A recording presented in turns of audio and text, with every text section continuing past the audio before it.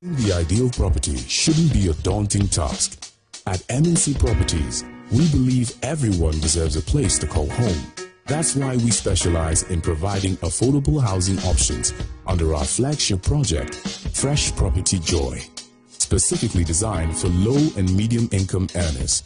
Our range of customizable homes includes 2 and 3 bedroom standard and executive options, all meticulously crafted using innovative interlocking brick technology. We understand the importance of simplicity and convenience in the acquisition process. That's why we have designed our procedures to be straightforward and hassle-free, offering flexible payment options tailored to your individual needs. In addition to our affordable homes, we proudly offer litigation-free lands for sale in vibrant and upscale communities that present the perfect opportunity to build your dream home. We are committed to making affordable housing a reality, providing you with the joy of owning a home that meets your budgets and aspirations. Whether you're looking to buy, rent, or invest, we've got you covered. Our service team is ready to assist you on 030-255-1917. MNC Properties, choice of class. Mommy, good morning. Hello. Good morning, my son. How are you? I'm fine, thank you, Mom. How about you? I'm fine. Joe, I just saw your mom doing her usual morning routine. Like, it was just 2 weeks she underwent a major colon surgery. Bro, see, my mom is doing perfectly fine, and we're all excited about it. It was minimally invasive surgery, and the recovery has been very fast. Minimally? Hey! No, wait. What do you mean by that? So they offered my mom a laparoscopic colon surgery. Laparoscopic colon surgery, which we accepted. It turned out it was equally safe with a very fast recovery time, and the cost involved too was very, very reasonable. She was discharged 3 days after the surgery, and you can see her, she's on her feet again. 3 days? Just 3 days, bro. Mwin Tuba Hospital, first Ghana colorectal center, aimed to serve a peculiar health need.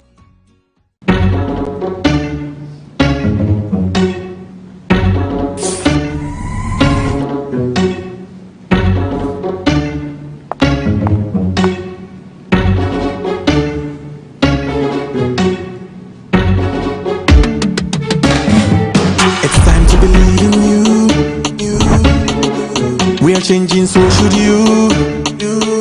If you're dreaming, don't be afraid. And in the valleys, keep your head up high.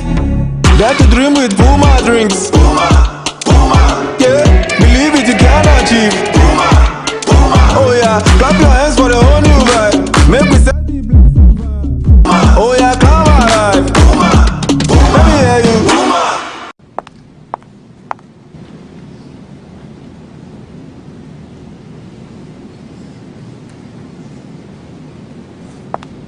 Puma drinks, a whole new vibe. Another quality product from Casa Precon. This advertisement has been vetted and approved by the FDA. Hey, Unia, new release niana. Kaya gum.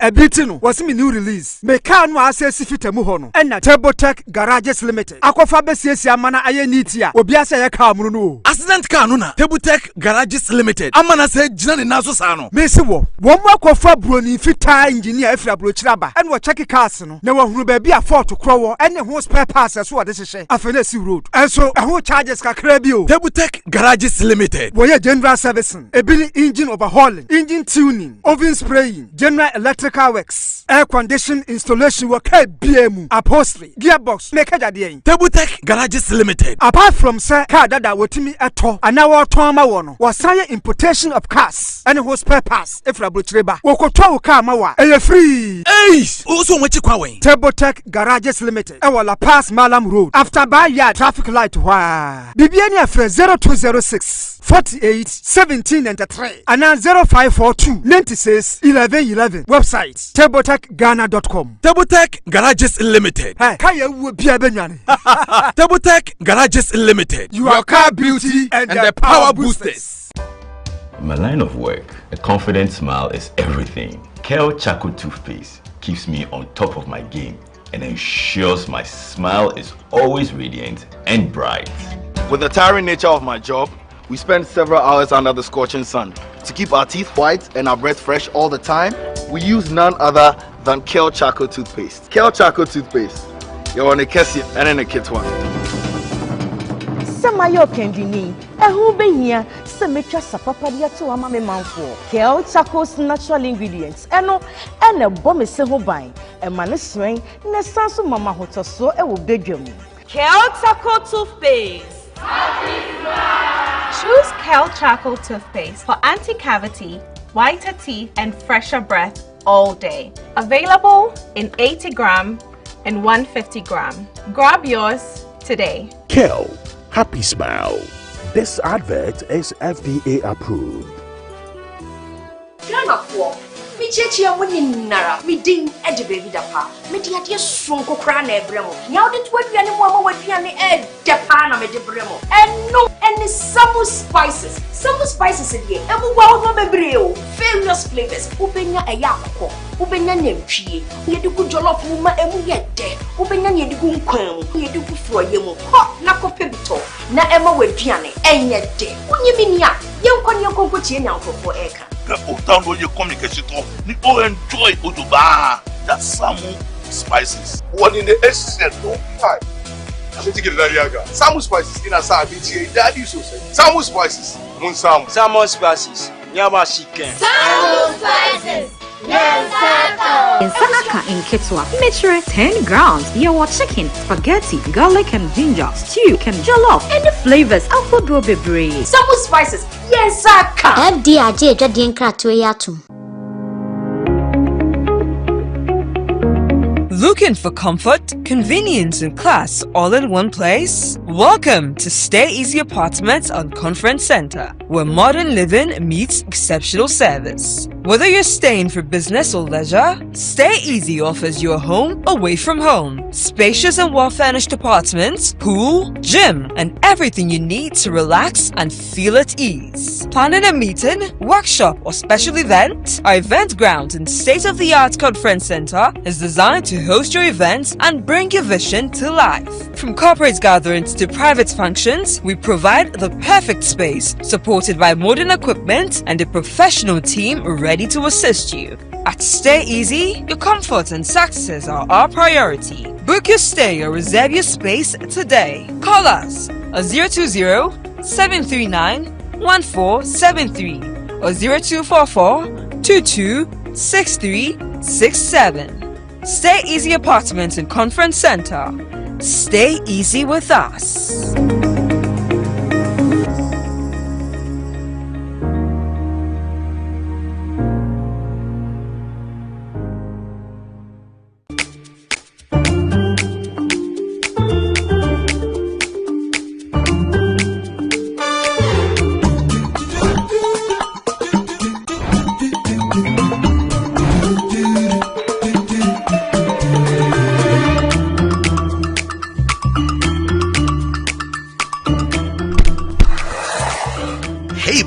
It's me, Azar. Yeah, me now they see. Hey, you don't look fresh. Oh. Hey. With your label today, me. Wait till you see what's inside me. Azar, freshly made inside and out for greater coverage and colors that last longer and beautify your walls, spaces, and places. Azar, no size. Go ahead. Buy now. Azar, #1 from Azar Group since 1921. Can he tee up someone in red? And it goes to one. Too much, sir. That's who goal is for. I got 5 champions league. You want to know? I be the real goal, chairman. I be the real goal.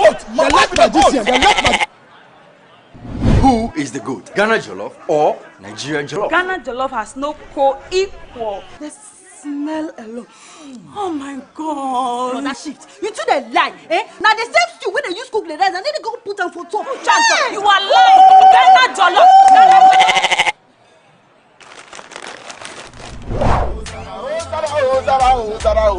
Are you idiot? Forget everybody. Yeah, my guy. Put your papa in the jar. Put some respect on the goat. On the goat. The only goat I know lives in Tama. Every year we dey give to you back. We are talking about BET. I want some Yadiaji face. Except be the goat, huh? My guy, him be the goat. So Though our choice of goats may differ in football, music, and jollof, Alomo Bitters always brings us together. Alomo, experience greatness in every moment. Drink responsibly. Not for sale to persons under 18, nor recommended to pregnant women. This advert is FDA approved.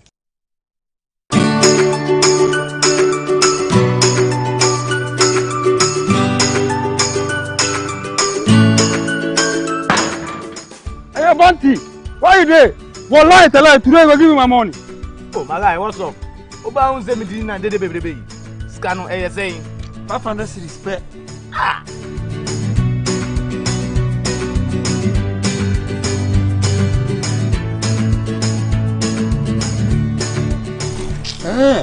I see. Level don't change. But to show me the way. But there's some sorry, Amanua. Talk to babe. ¿Quieres ganar dinero? Huh? Cash. Yes, cash. Let me show you the easy way to make money with OneShot. Visit the WannaOwn website at wannaown.us. Sign up with your phone number and get ready to play. Select games on the homepage and then select OneShot game. Deposit to make an entry, then pick a number from 0 to 99. If your number comes up, you win a cool 500 cedis. Hey, so it'll be easy like that. Just like that. So I'll go buy my dream car. Por supuesto. Just visit wannaown.us and win some cool cash prizes. It's Bemi. Boom! You be too much. Play responsibly. Gaming can be addictive. Accredited and endorsed by the Gaming Commission of Ghana.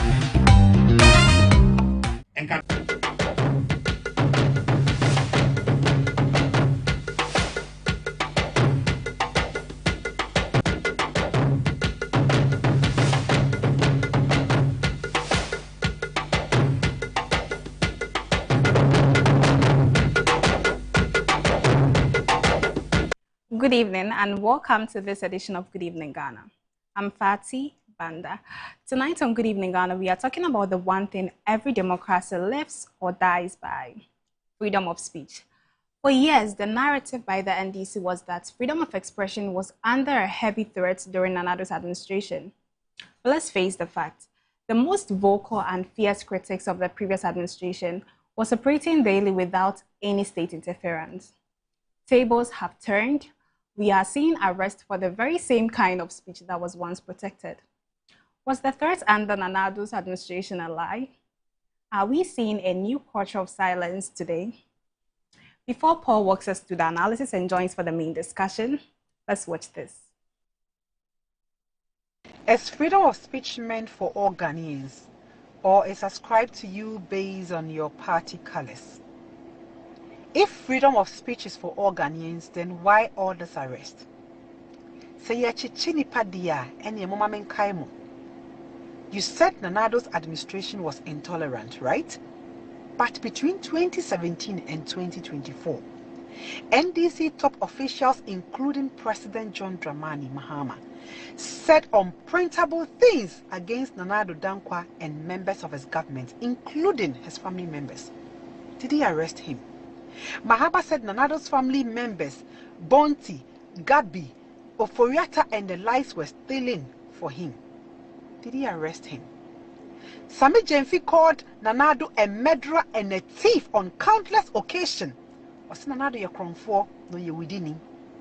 Did Nanado arrest him? Sam George, a friend Nanado, over-pampered kid, of friend Nanado, nation wrecker, of friend Nanado, said he deserved to die. Was he ever arrested? Sam Okujato Blakwa called Nanado's government appointees armed robbers and thieves, and that they are looting the nation.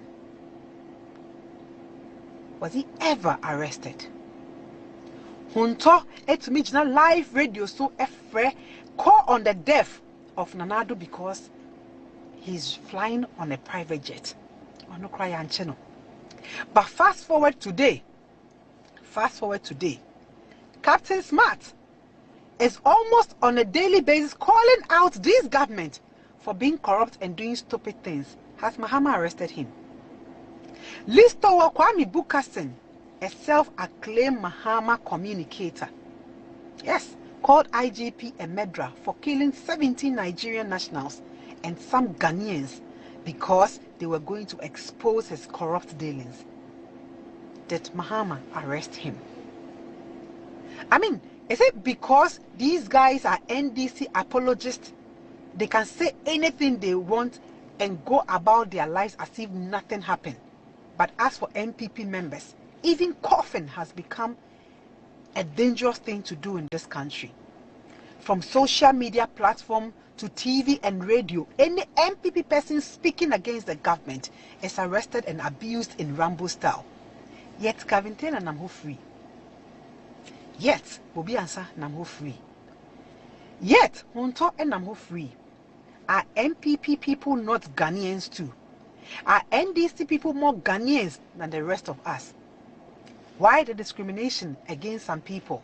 Just because you are in government and therefore you want to, you kind of say, suppress people, people's voices. You don't want people to criticize your government.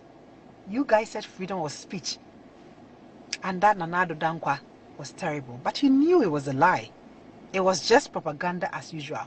And people are afraid to talk because you arrest them. Modi amoba power, nenu ya mon kind for the door. Ma arresting because you think said they're speaking their mind. President John Dramani Mahama, then I think be prepared to arrest all of us. Yes, because this is not going to make us stop talking or criticizing your government. Because if you think that Abronia is disturbing you or is disturbing your government, you should think again. Because we are all now getting involved. We are active citizens of this country. You can't scare us. You can't silence our voices. We gave you the mandate. We have the right to criticize you anytime we feel you're not doing the right thing. Once again, have a good afternoon.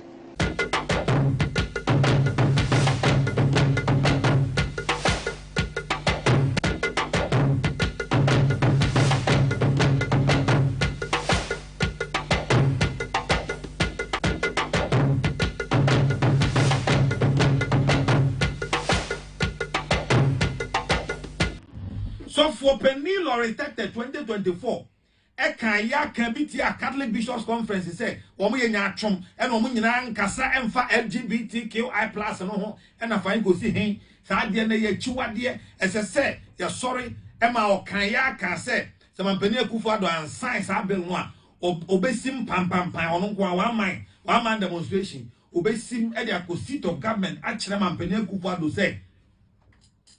This nonsense must stop. Samukai. And then there's some penny is that. What's it doing? In fact, LGBT nyawanism. One kasa we no. Esa okotena se. Wa wotena se. Na wa bisa wo say. Wa bisa wo pass in the asem wa wo kan yi.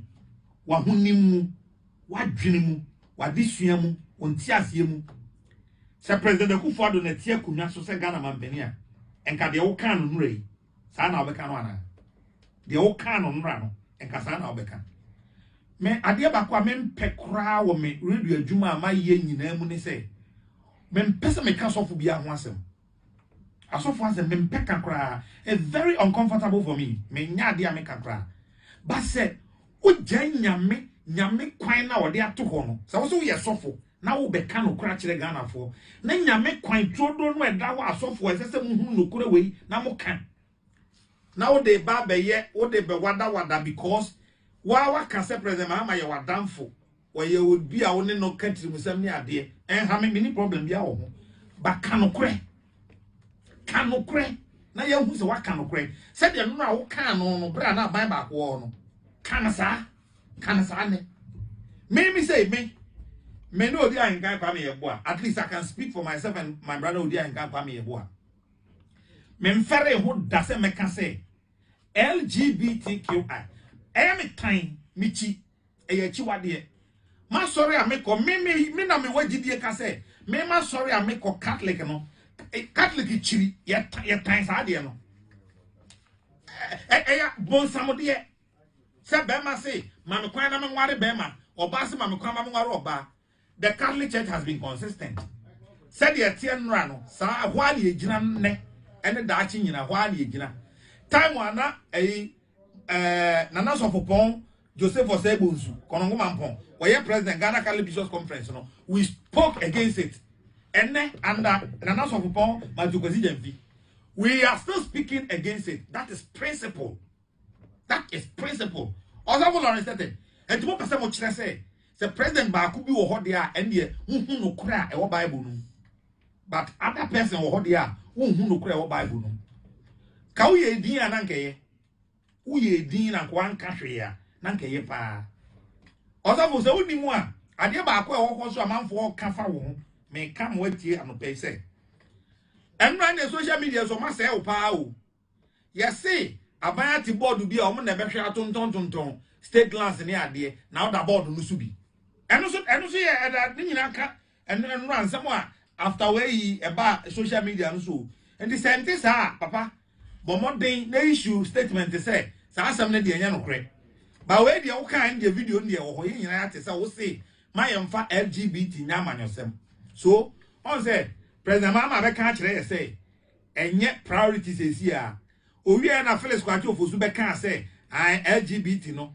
enye priority mayen e na won so de abeto so say me emfa awodin na wo de condemn ye time na president Kufuor tie akonwa so no sa awodin na nkasofo penny Lauren Tete obi ebuwo na me hwe se ka de sa awodin na be kasa a president Mahama say obua ora eye priority magana for so ade na ye 20 priority 2024 then ye bedu 2026 the enye priority biom ade mo kembisa e ho sa asem no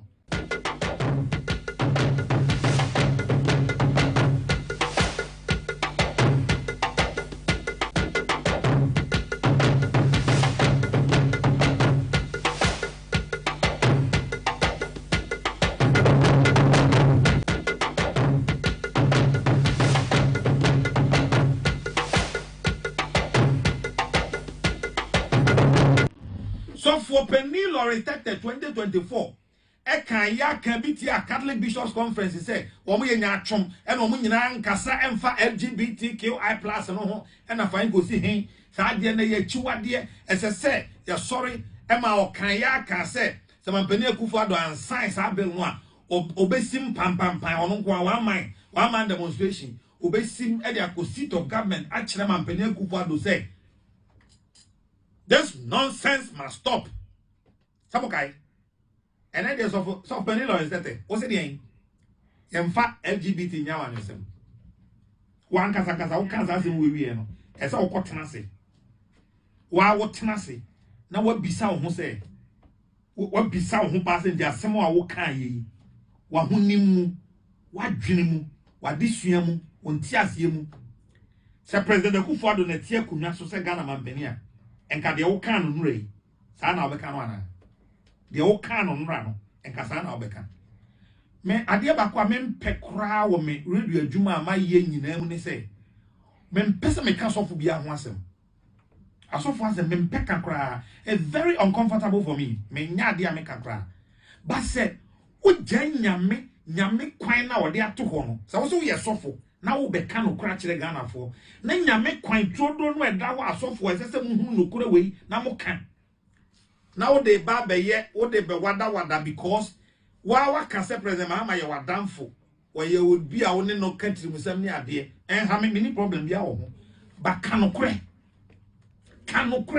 na ye hu se wa kan no kure se de no a wo kan no bra na ban ba ko no kan sa ne me say me no odi an kan kwa me yeboa. At least I can speak for myself and my brother odi an kan kwa me yeboa. Me mfere ho da se me ka say LGBTQI. Me time michi chi wade. Ma sorry a me ko me na me wagidie ka say me ma sorry a me ko Catholic no. Catholic chiri ye time sa de no. Bon samode se be ma say ma me kwan na me nware be ma oba se ma me kwan ma me nware oba. The Catholic Church has been consistent. Said the Etienne Rano, Sa Wani Ejina ne, and the Dachi in a Wani Ejina. Time wana Nana Sofopon, Joseph Osebunsu, Konongo Mampon, where President Ghana Catholic Bishops Conference, we spoke against it. Ene under Nana Sofupon Mazukozi Jemfi. We are still speaking against it. That is principle. That is principle. Also, for Lawrence, and to what person would say, the president Bakubi or Hodia and the no cry or Bible. But other person or Hodia no cry or Bible. Kauye Din and Anke, Uye Din and one country ya, Nanke pa. Also, for the only one, I dear Baku also a man for Kafa may come with you and pay say. And run the social media so much say, oh, yes, say. Abaya ti board bi a omo na be hwe atontontonton state glance ni ade na oda board no so bi eno so ye da ni nyina ka eno ansam a after we eba social media no so and the sentence papa bo modern na issue statement say sa asam na de enya no kre ba we de wo kan de video ne wo ho ye nyina ate say wo say mayemfa LGBT nyama nyosem so on say president mama be kan kire say enye priorities esia owie na Felix Kwati ofosu be kan say LGBT no enye priority mayen e na won so de abeto so say me mfa awodin na wo de condemn ye tam na president Akufo-Addo tie akonwa so no sa awodin na nkasofo Penny Lauren Teta obi ebuwo na me hwe say ka de sa awodin be kasa ache president Mahama say obua owura eye priority magana fo so ade na ye 20 priority 2024 then you better do 2026 the any priority biome. Is freedom of speech meant for all Ghanaians, or is ascribed to you based on your party colors? If freedom of speech is for all Ghanaians, then why all this arrest? Say ya chichini padia and mama menkaimo.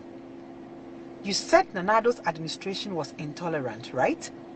But between 2017 and 2024, NDC top officials, including President John Dramani Mahama, said unprintable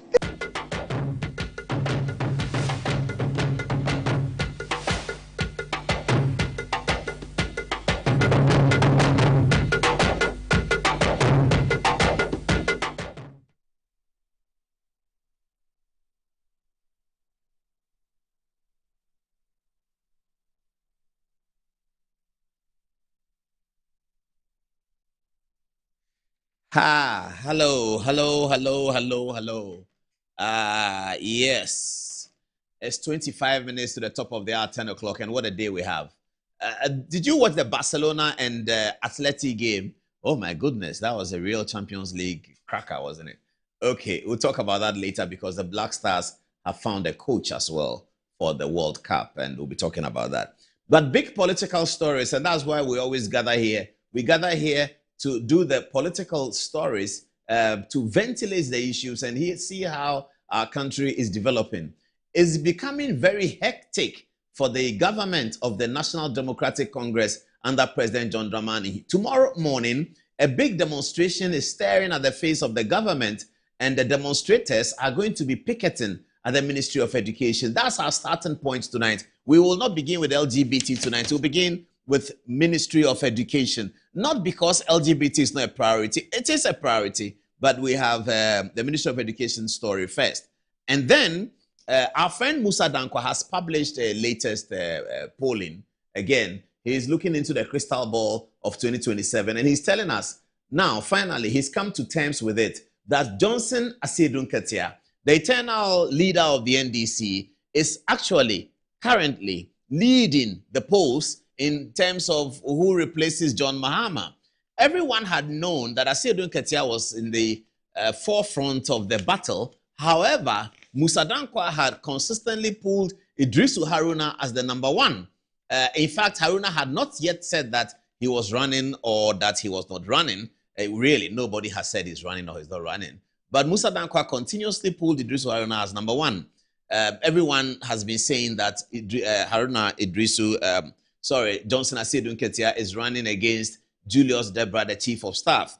The polling didn't do well with Julius Debra, and there was some attack on social media. Musa Dankwa responded to those attacks. That's a big story. We are coming to that also. Sremsai, the Deputy Attorney General, has some questions to answer.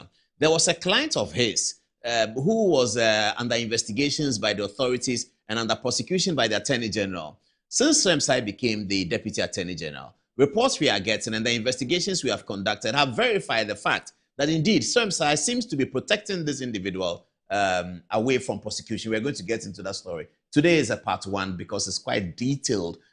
In terms of getting it verified, we had to go through detailed documents. And in terms of convincing you that the Deputy Attorney General is doing state capture, he's using his office as a Deputy Attorney General to protect an individual who was his client in private life. This individual has fallen foul of the state's laws, almost certainly fallen foul of the state's laws, and it looks like something very bad is happening. We're going to get you onto it very, very soon on tonight's program. So wait for it. Lawyer Bafo has spent 16 years at the bar without criticizing a judge.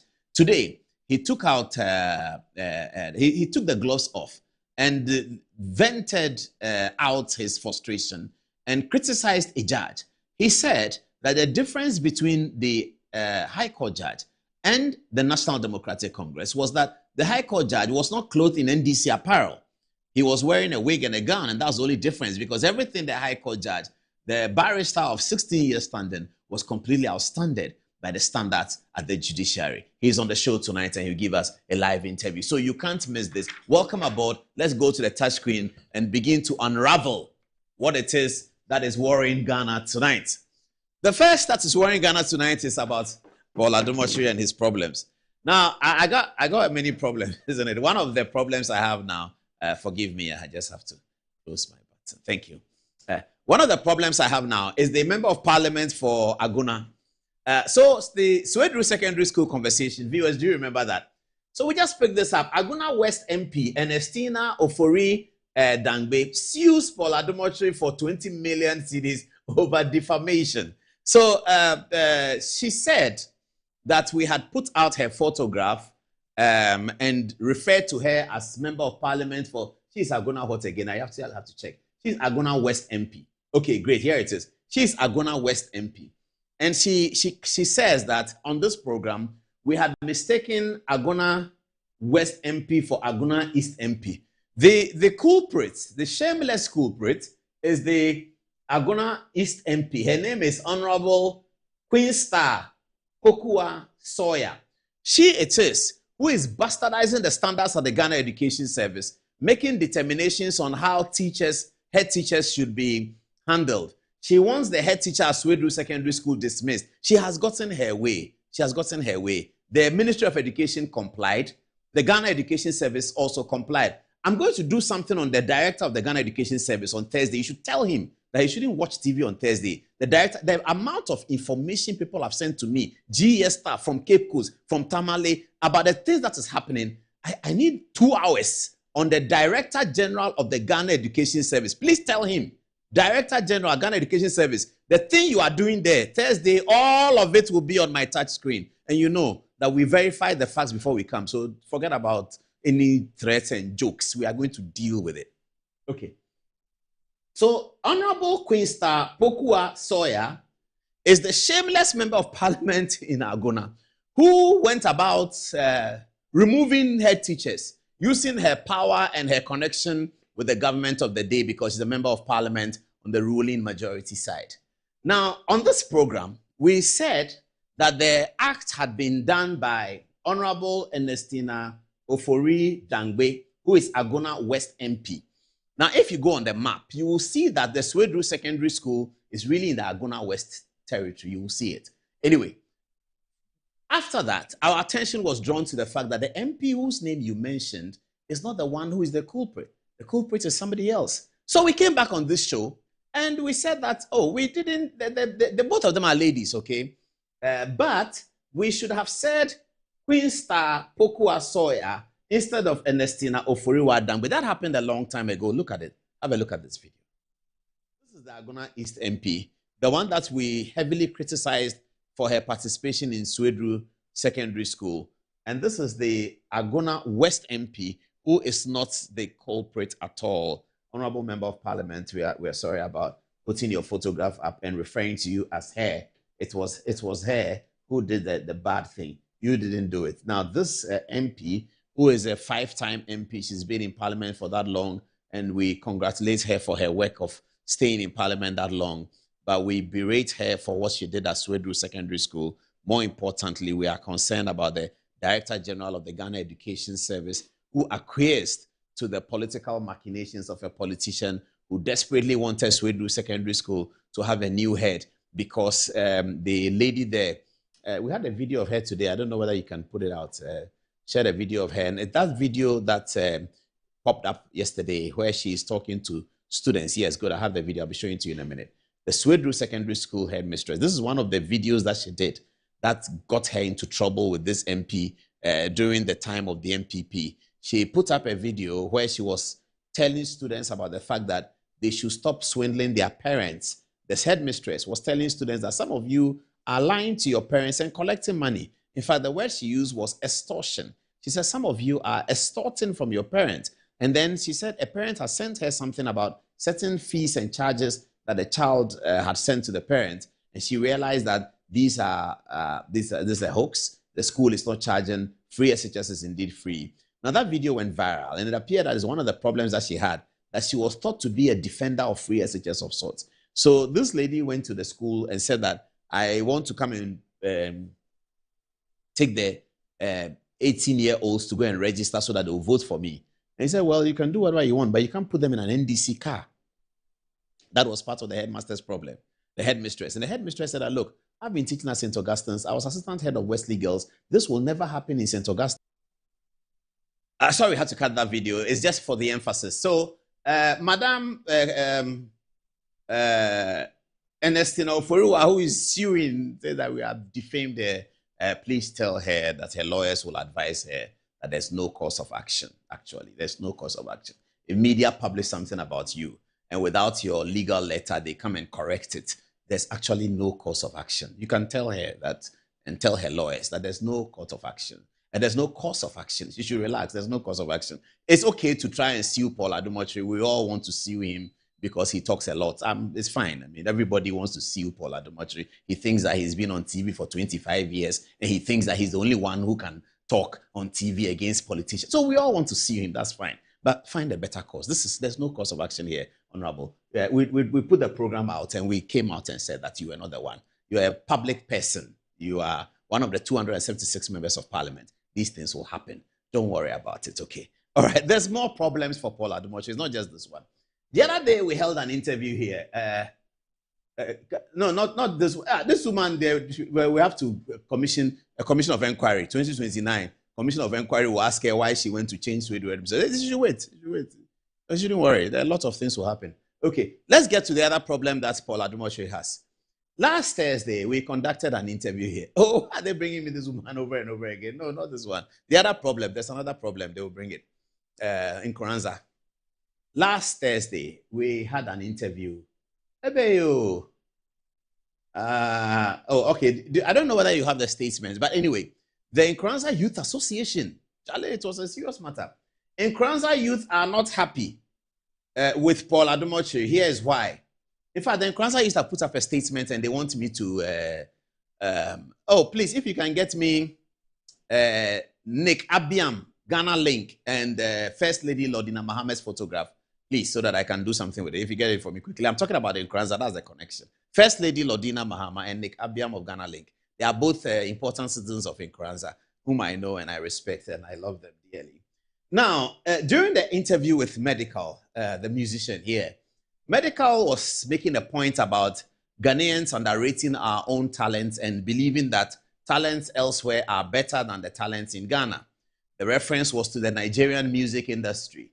And I was suggesting to him that it's often said that the Nigerian music actors like Burna Boy, like Ashake and co, they do better in terms of mobilizing resources than their Ghanaian counterparts. Medical explained that that's not correct, and it is because Ghanaians don't celebrate their own. He said to me then that one of his early public shows was in Nkoranza, a town in the Bono East region.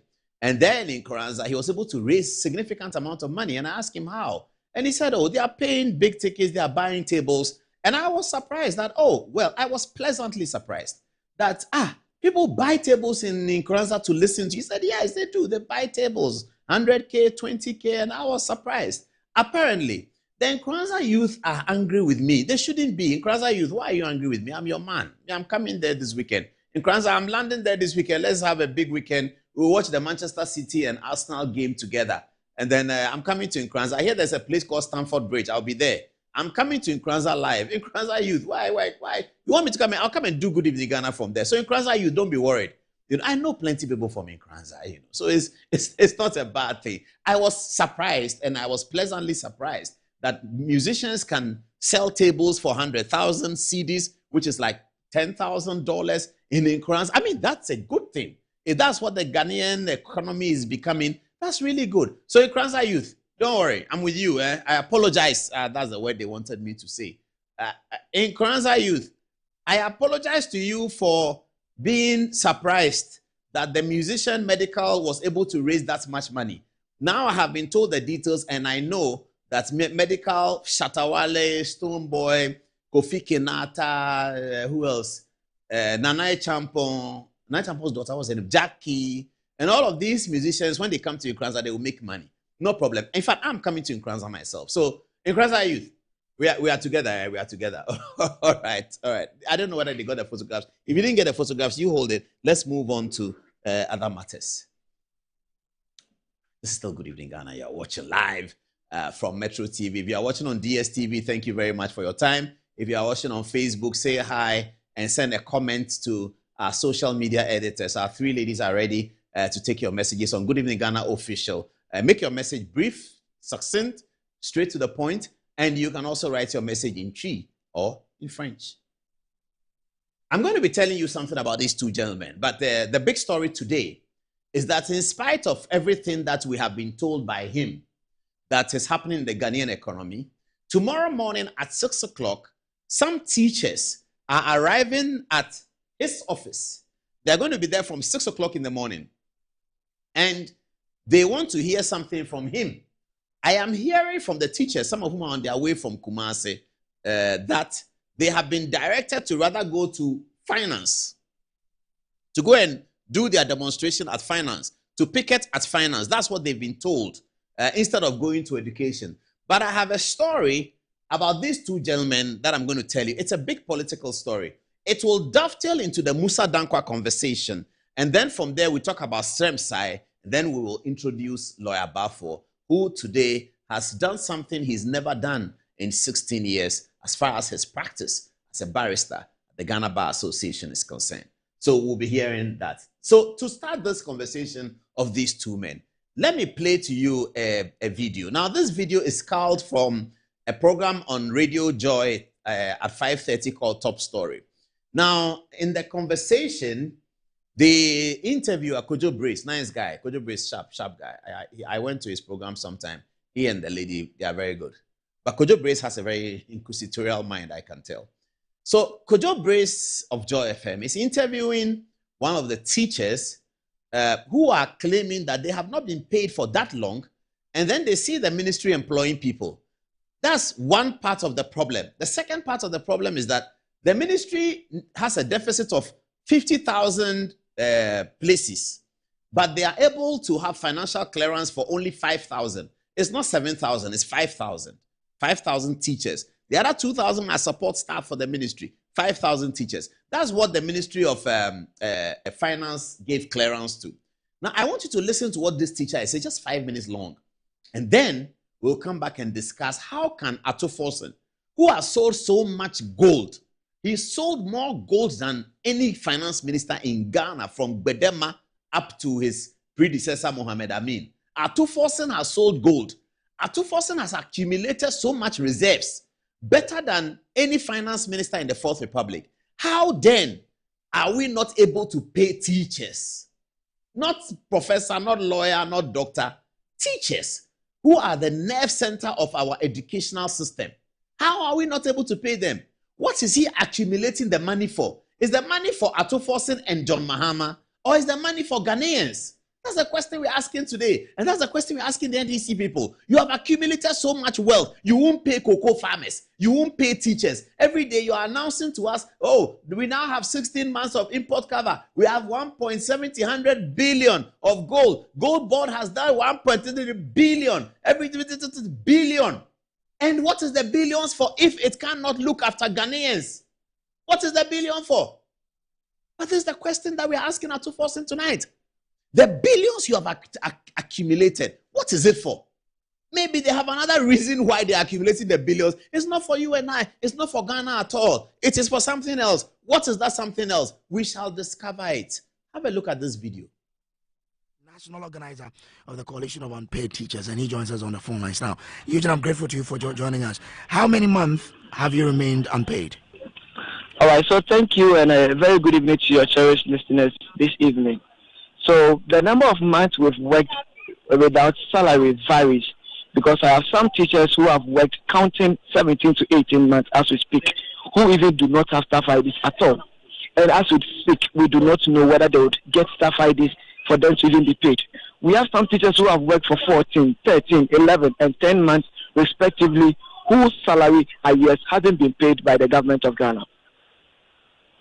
But just as you were recruited, but again, before I even get there, what has been the reason that the Ministry of Education has been giving you for the unpaid months that you've worked?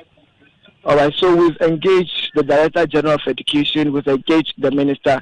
Our very last engagement with the Minister of Education, Aruna Idrisu, was on the 18th of March. And his discussion was to listen to our plight, how we are feeling and how the situation is really devastating on our side. And he promised us that he would work as soon as possible to ensure that things are being expedited. But the truth is, he made us aware that a memo has been written between Ministry of Finance and Ministry of Education to ensure that teachers are recruited and our arrears or our salaries are also being paid to us. But as we speak, we've only seen the recruitment ongoing. We are saying that if a chief shepherd is shepherding 1,000 flocks to pasture, and then we are having 1,000 of them not returning, why do you ask 7,000 to go back to the field and go and pasture again? We are saying that this recruitment they are doing is meaning that we are not a priority to this government and this sector of education, because we are already in the field working and you cannot even give us our remuneration. Then we don't know why this government should again recruit 7,000 teachers. For that matter, we are hitting the street in as much as the minister has asked us not to demonstrate, but we should give him some chance or some time to work on our issue for us. But we are saying that we were together recruited with the nurses. Why are they receiving their arrears starting from this month, April, and we are being left behind? Are we also not providing essential services in this country? For that matter, tomorrow we are hitting the street and we are no living stone unturned. But were you giving a timeline within which your monies will be, or the we were never given a timeline on the 18th when we met the minister. He just asked us to give him time. So we even did a press statement giving the government up to the 12th of April 2026 to hear something from him. At least the only thing we wanted was the payment plan, irrespective of when we were going to receive it. But yes, still we haven't received it. Our engagement with the Director General on the 6th of March, he also told us that he also don't know when that payment plan will be reached. So as we speak, we feel both of them have done their part, but we are not getting a response coming from them.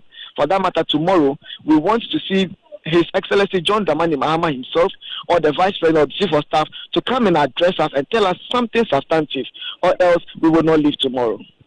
So the end game of the demonstration is to get the president to speak to you? We expect the president to come and talk to us because he was once a teacher like us and he should feel the pain we are going through. And after that, what next? We are saying that if we go tomorrow and we do not get any proper feedback, we are not leaving. We will sleep at the Ministry of Finance tomorrow until we get our payment plan. So you're coming with your mattresses? We are coming to, in fact, my colleagues from Kumasi and Tamale are already on their way coming. I am in Greater Accra, so I'm just waiting tomorrow morning by 6 a.m. I'm on my way meeting them. We are not leaving. We've all packed our belongings. We all have dresses in our bags, prepared to sleep at the Ministry of Finance until the minister gives us our payment plan. We are not leaving. That is the last thing we will do.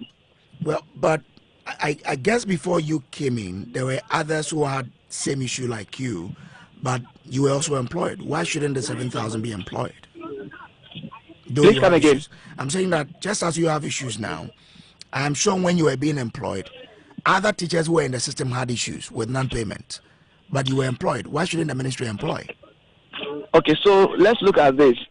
It is under this same government when teachers work between 2013 until 2026, I stand to be corrected, when they work for 3 good years and they only paid 3 months' salary. It was under this same government, His Excellency John Dramani Mahama that it's repeated for the first time. By then, our Vice President today was then the Minister of Education. And those teachers still have that pain at heart. We are saying that why should the teacher continue to be treated like this? We are saying that we are asking the government to bring an end to this injustice as far as the teachers are concerned. Whether it has happened before, we are saying that His Excellency John Dramani Mahama should not sit for this to happen for the second time. That is what our group is standing to achieve, that we would not want this to happen to us in the history of Ghana for the second time.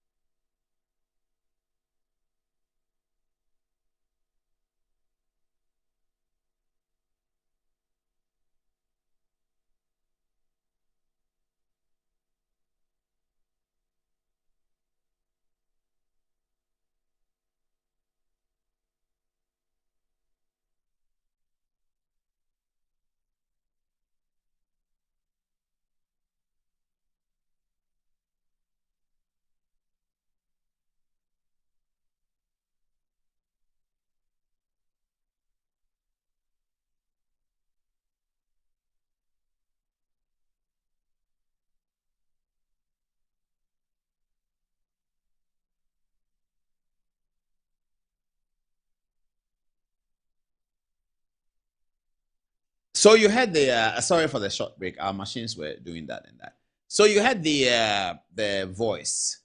The teacher who was complaining said that I think I want President Mahama and the Vice President. The guy who was complaining said to Joy FM and to the whole world that this thing is like deja vu to them. That it happened. They were not their salary didn't come. Eventually, when it was coming, the government decided to cut a lot of it off. And he's alleging that this happened in the time of President Mahama as president the first time, and the Vice President, Professor Jenano Pokwa-Jiman, who was the Minister for Education at the time. So to the guy who is speaking, this is deja vu to him. That's what it is. This is deja vu to him. It has happened before. And that's the point that we bring to you, Ghanaians. And this is what is happening. Everybody was going to vote for a new person. The teacher who is speaking says that, oh, this matter, we have seen it before. And we are worried because when it happened, our president today was the president of the republic. Our vice president today was the minister for education. And this thing happened. What thing happened? Our inability to pay the teachers. Inability to pay the teachers after many months. The history of Ghana has happened twice. First, under President Mahama's earlier administration, with Professor Jenano Pokwa-Jiman as the Minister for Education. Second, under President John Dramani Mahama's second administration, with Professor Jenano Pokwa-Jiman as Vice President. So the teachers are worried. They are afraid. Where are they going to get the assurance from? I will give them the assurance. Teachers, I believe that President Mahama will pay you. I believe. And you can take that assurance. That President Mahama, he himself has been a teacher before, he will pay you. But this is what the teachers are saying. That we haven't seen this in Ghana before. Except under two epochal periods. Both epochal periods had President Mahama at the helm of affairs. And in the first one, Professor Jenano Pokwa-Jiman was the Minister for Education. And today, she is the Vice President. I won't say anything more. Let's move on. So this is Idris Haruna. Okay. Now, Idris Haruna has a problem. He has a problem. He has a problem because the political corridor talk, and I'm bringing you that unfiltered. The political corridor talk says that there's significant, in fact, more than significant bad blood between Idris Haruna and Keselato Forsen. You can believe it or not. I'm telling you, it's true. There's heavy political bad blood between Idris Haruna and Keselato Forsen. What is the origin of this bad blood? The origin of this bad blood is the decision made by Johnson Asidun Ketia many years ago to remove Haruna Idrisu as majority leader and bring in Keselato Forsen. Now, that is the foundation of it. The originating motion is from there.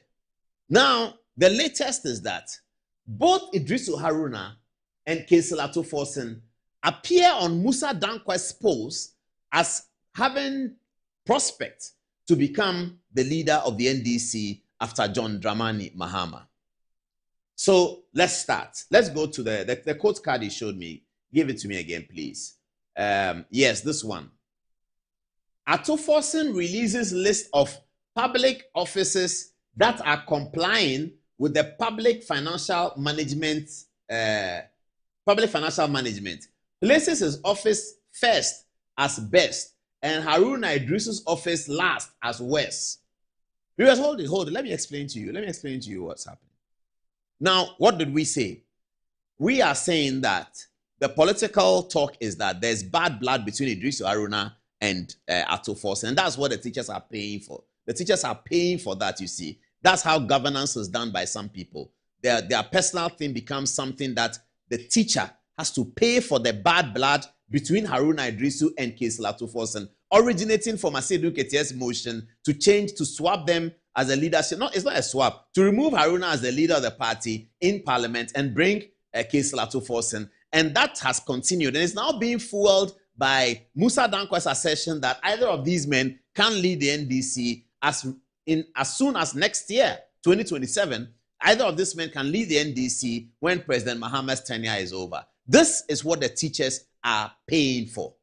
So look at this. Now, let me go back to the quote card.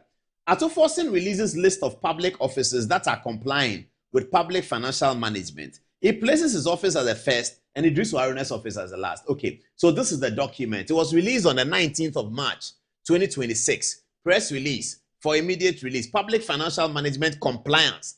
The Ministry of Finance has developed a public financial management compliance league table, a landmark transparency and accountability initiative aimed at strengthening fiscal discipline and improving the management of public resources. Okay, so I won't go beyond that. So that's the Ministry of Finance document. Now let's go to the league table and see who is doing what at the league table. Now this is not a league table of Manchester United and Barcelona and Real Madrid. This is a league table of your government agencies, who is doing well and who is not doing well. So at the top is EPA, Environmental Protection Agency. Then there's Samawa Refinery. Then the best ministry is Ministry of Energy and Green Transition. Next is Ghana National Petroleum Corporation. Then at number 5 is the Ministry of Finance. Number 6 is the Ghana East Commission. Number 7 is Petroleum Hub Development Corporation. Now, all the state institutions ranked were 101. Ladies and gentlemen, look at number 97. 97 of 101 is Ministry of Education headquarters. I don't know why they add headquarters, because when they say Ministry of Finance, now you see if you can get them. Please put the other one back where they have Ministry of Finance, and let's see whether they write HQ. So this is the Ministry of Finance document. I wish viewers could open it up a little bit. Okay, yeah, so they've done it. They're opening it up. So you will see they have Ministry of Finance. They don't put headquarters there. Ministry of Finance, they don't write Ministry of Finance HQ. Now look at number 3, Ministry of Energy and Green Transition. They don't have Ministry of Energy and Green Transition, and they say HQ. Why is it that when it comes to Ministry of Education, then they put HQ there? Because they want everyone to know where the problem is. Bring back the Ministry of Education one. They want everyone to know that at the Ministry of Education, the problem is the headquarters. Are you going to get it for me? They'll get it for me in a bit. The problem is the headquarters. Thank you very much. Here you see, put on the screen for viewers to look at it. Number 97 says Ministry of Education headquarters. This is the document that Ato Forsen created with the public management, whatever. And they issued a statement. So if you look at this with the political eye, you will see the danger that we are approaching. And this is the reason why Idrisu Haruna's request for 50,000 people, 50,000 teachers to be recruited was cut down to 7,000. It's a contest. You see, viewers, it's a serious matter. You know, we said this before, but maybe we didn't say it loud enough. We were worried in terms of our constitutional democracy that electing a president for one term could be potentially dangerous to the Republic of Ghana. We told everyone, maybe we didn't say it loud enough, because for every president, and it's not just John Mahama or Akufo-Addo or Donald Trump or Bill Clinton, for every president, once in a 4-year democracy, once you are in your second term, you are almost certainly going to be a lame duck because the members of your party are going to be fighting to take over. But because you are in your second term, structures of government may have been well laid out in the first term.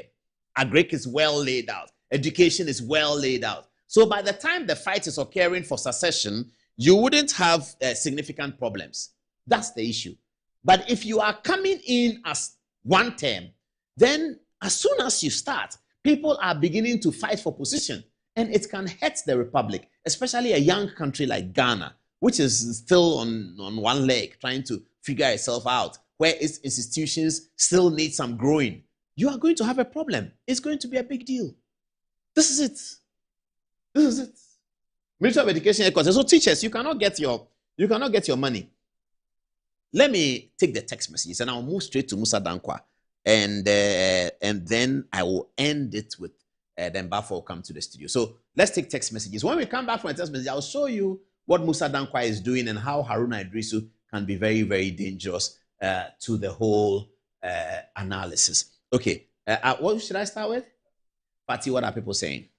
All right, thank you, Paul. So Alhaji Yusuf Hussein says, the parity of NDC and GM is big push. It was also a manifesto promise, just as LGBTQ plus and the 24-hour economy. Which one of the above promises requires sole sourcing? Chris Ada says Atuforson is not doing anything about the economy. He has no knowledge about the management of the economy. If the economy is doing well with all its indicators, how come he cannot pay common teachers' salary? Then what kind of economy management is this? I think Atoso's aim is the ministry is to make his sector look good on the paper so that it will put him on a favorable position for the next flag bearership position in the NDC, since he knows that the opposition flag bearer has been touted as a best economist, but in their view failed at a point. He believes with better economy indicators on the paper, he can capitalize on it to project himself for the presidency. Samuel Hazard says, I knew that this NDC government don't like teachers like that. I'm a living testimony. I completed college 2016 and I was paid 1 month. Garba says the NDC government is trying so hard to conceal their broken promises to Ghanaians by trying to silence the opposition by shamelessly arresting the opposition without any tangible reasons. Sylvia Abraham says, I think Ghanaians miss hearing and seeing this kind of demonstration. If it's nurses, doctors, lab technicians, university professors, research allowances, or almost the whole government sectors is on demonstration. This never happened during the NPP administration. Al-Hassan Rajab says, please let the NDC know that power is a borrowed glory and they will not remain in power forever. Francis Boahin says, teachers being forced to work for months without pay is insult and a failure of the president. And lastly, coming from Alhaji Yusuf, it says, when the economy began to shape, then people lost power and coupled with the goodwill of Ghanaians. NDC and Atuforson took credit. Their first test was world cocoa price drop. NDC could do anything than pass it on to the farmer. Now oil prices is the next. We soon know who are the proper managers of the economy. Anzibra. Thank you very much, Fatih. Coming from Ryan, he says, greetings, Paul from Vienna in Austria. What Ghanaians forgot was that elections have consequences. What made them think that Mahama yesterday was going to be different from this time around? After all, this is his last term, and therefore, why should he care about these teachers and nurses? Coming from Maxwell Brimpong, he says, Uncle Paul, today, the news you're giving me is sweeter than my favorite food, which is gobe. Ibrahim says, Paul, you do all. Junior Akbar says, power can never stay at one place.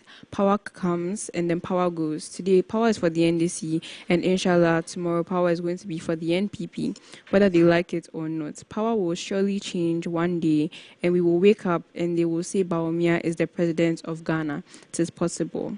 Emmanuel Kofi says, we, the people of Nkoranza, or the Nkoranza youth, have forgiven you. James Rex says, Paul, we are with you. And then lastly, coming from Samuel Fusuba, he says, good evening, Paul and the crew.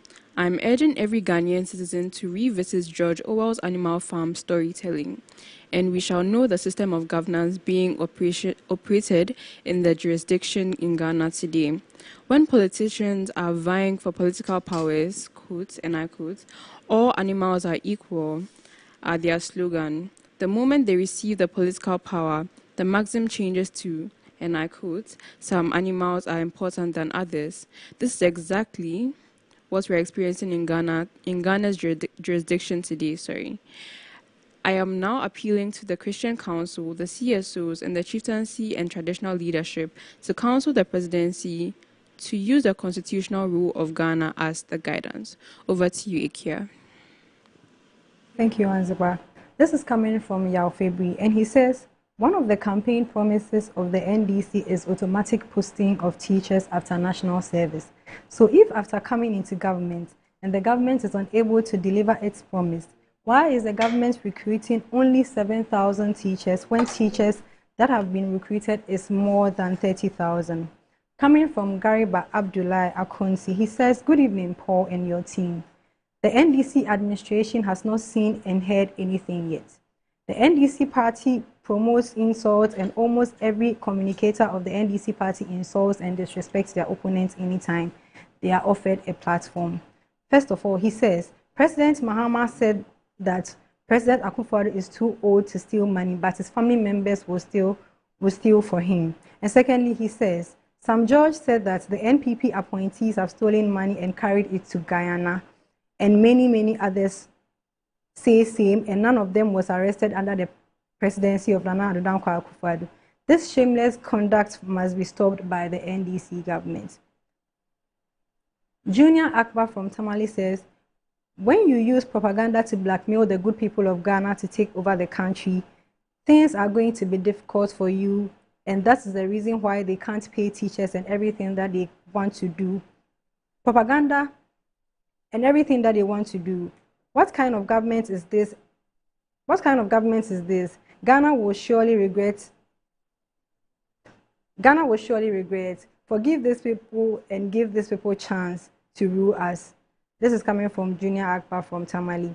And Francis Boahin says that teachers being forced to work for months without pay is an insult and a failure to the government. Sami Boache finally says that while doing so-called accumulating the money without paying the teachers, they themselves are taking their salaries every month. What kind of insensitivity is that? It's a matter of time. And the hashtag is Free Baba Amando now. This is the public's voice, Paul. Over to you.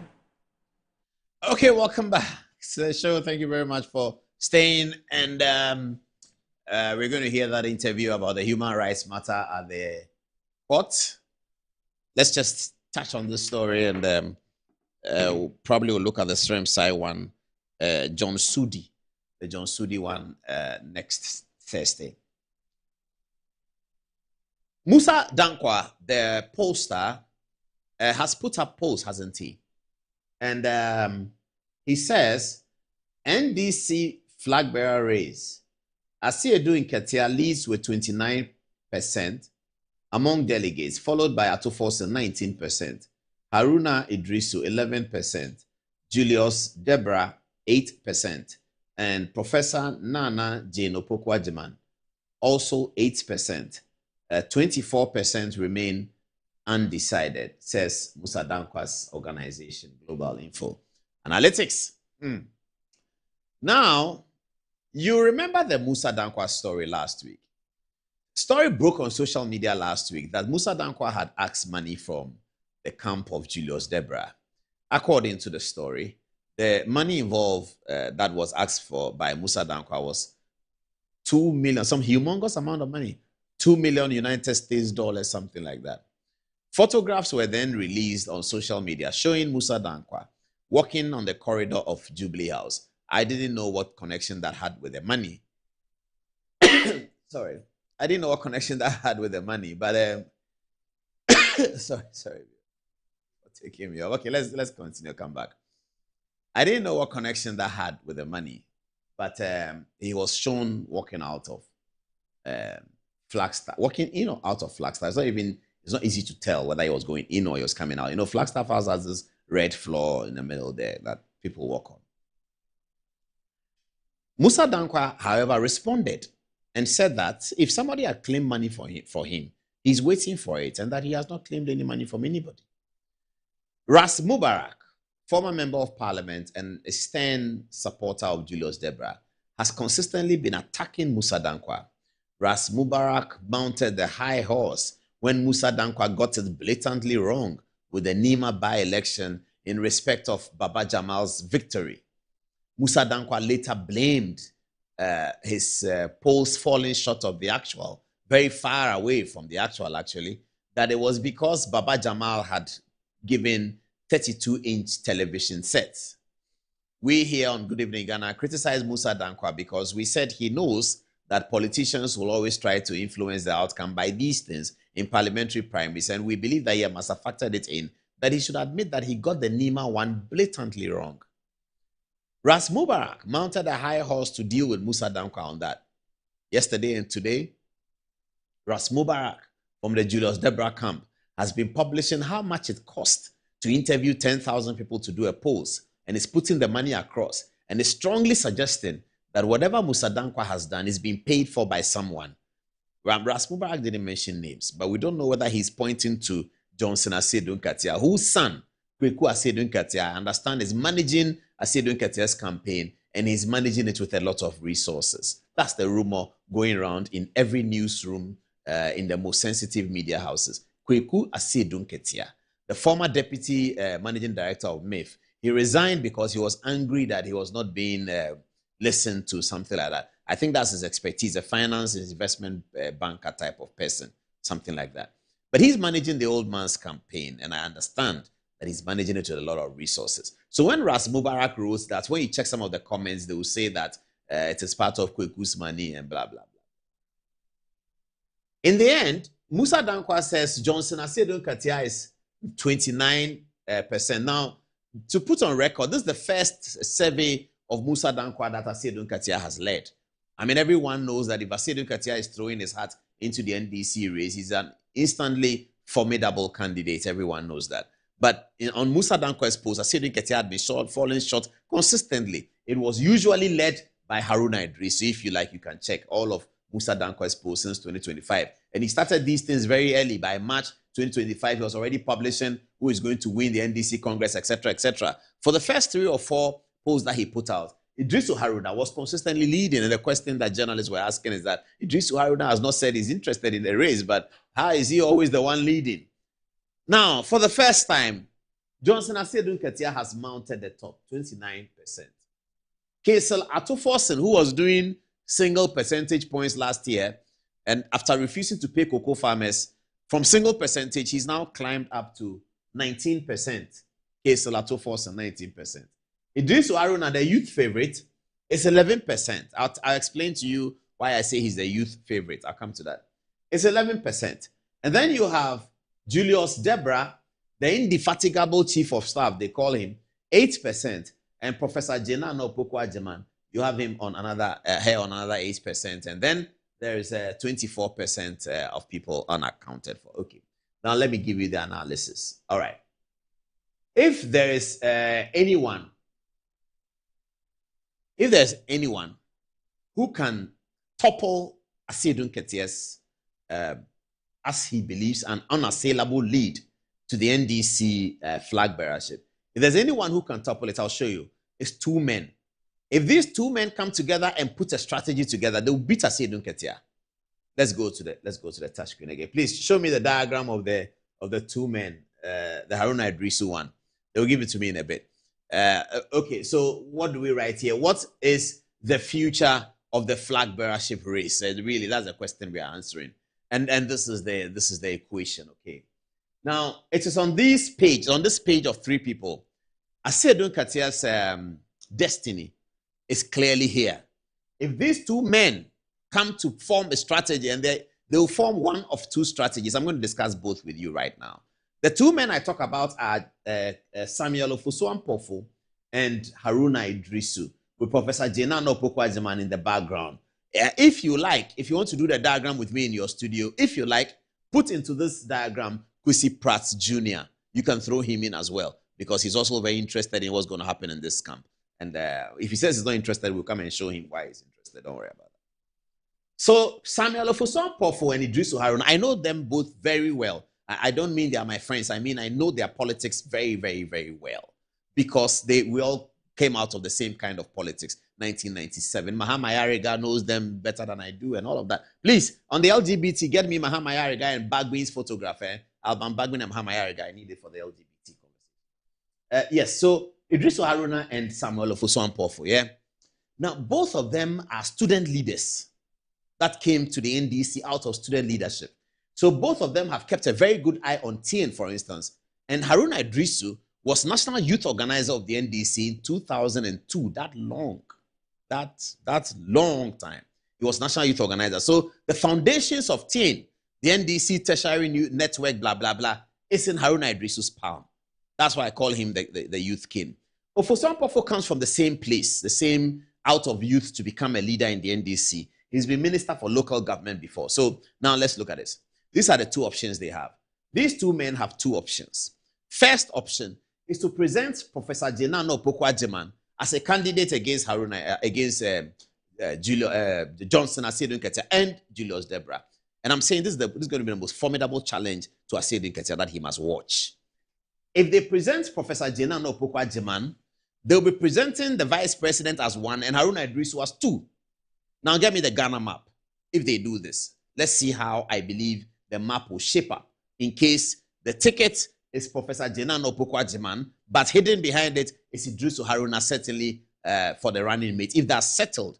Now, if you have that kind of ticket, this is how it's going to shape up.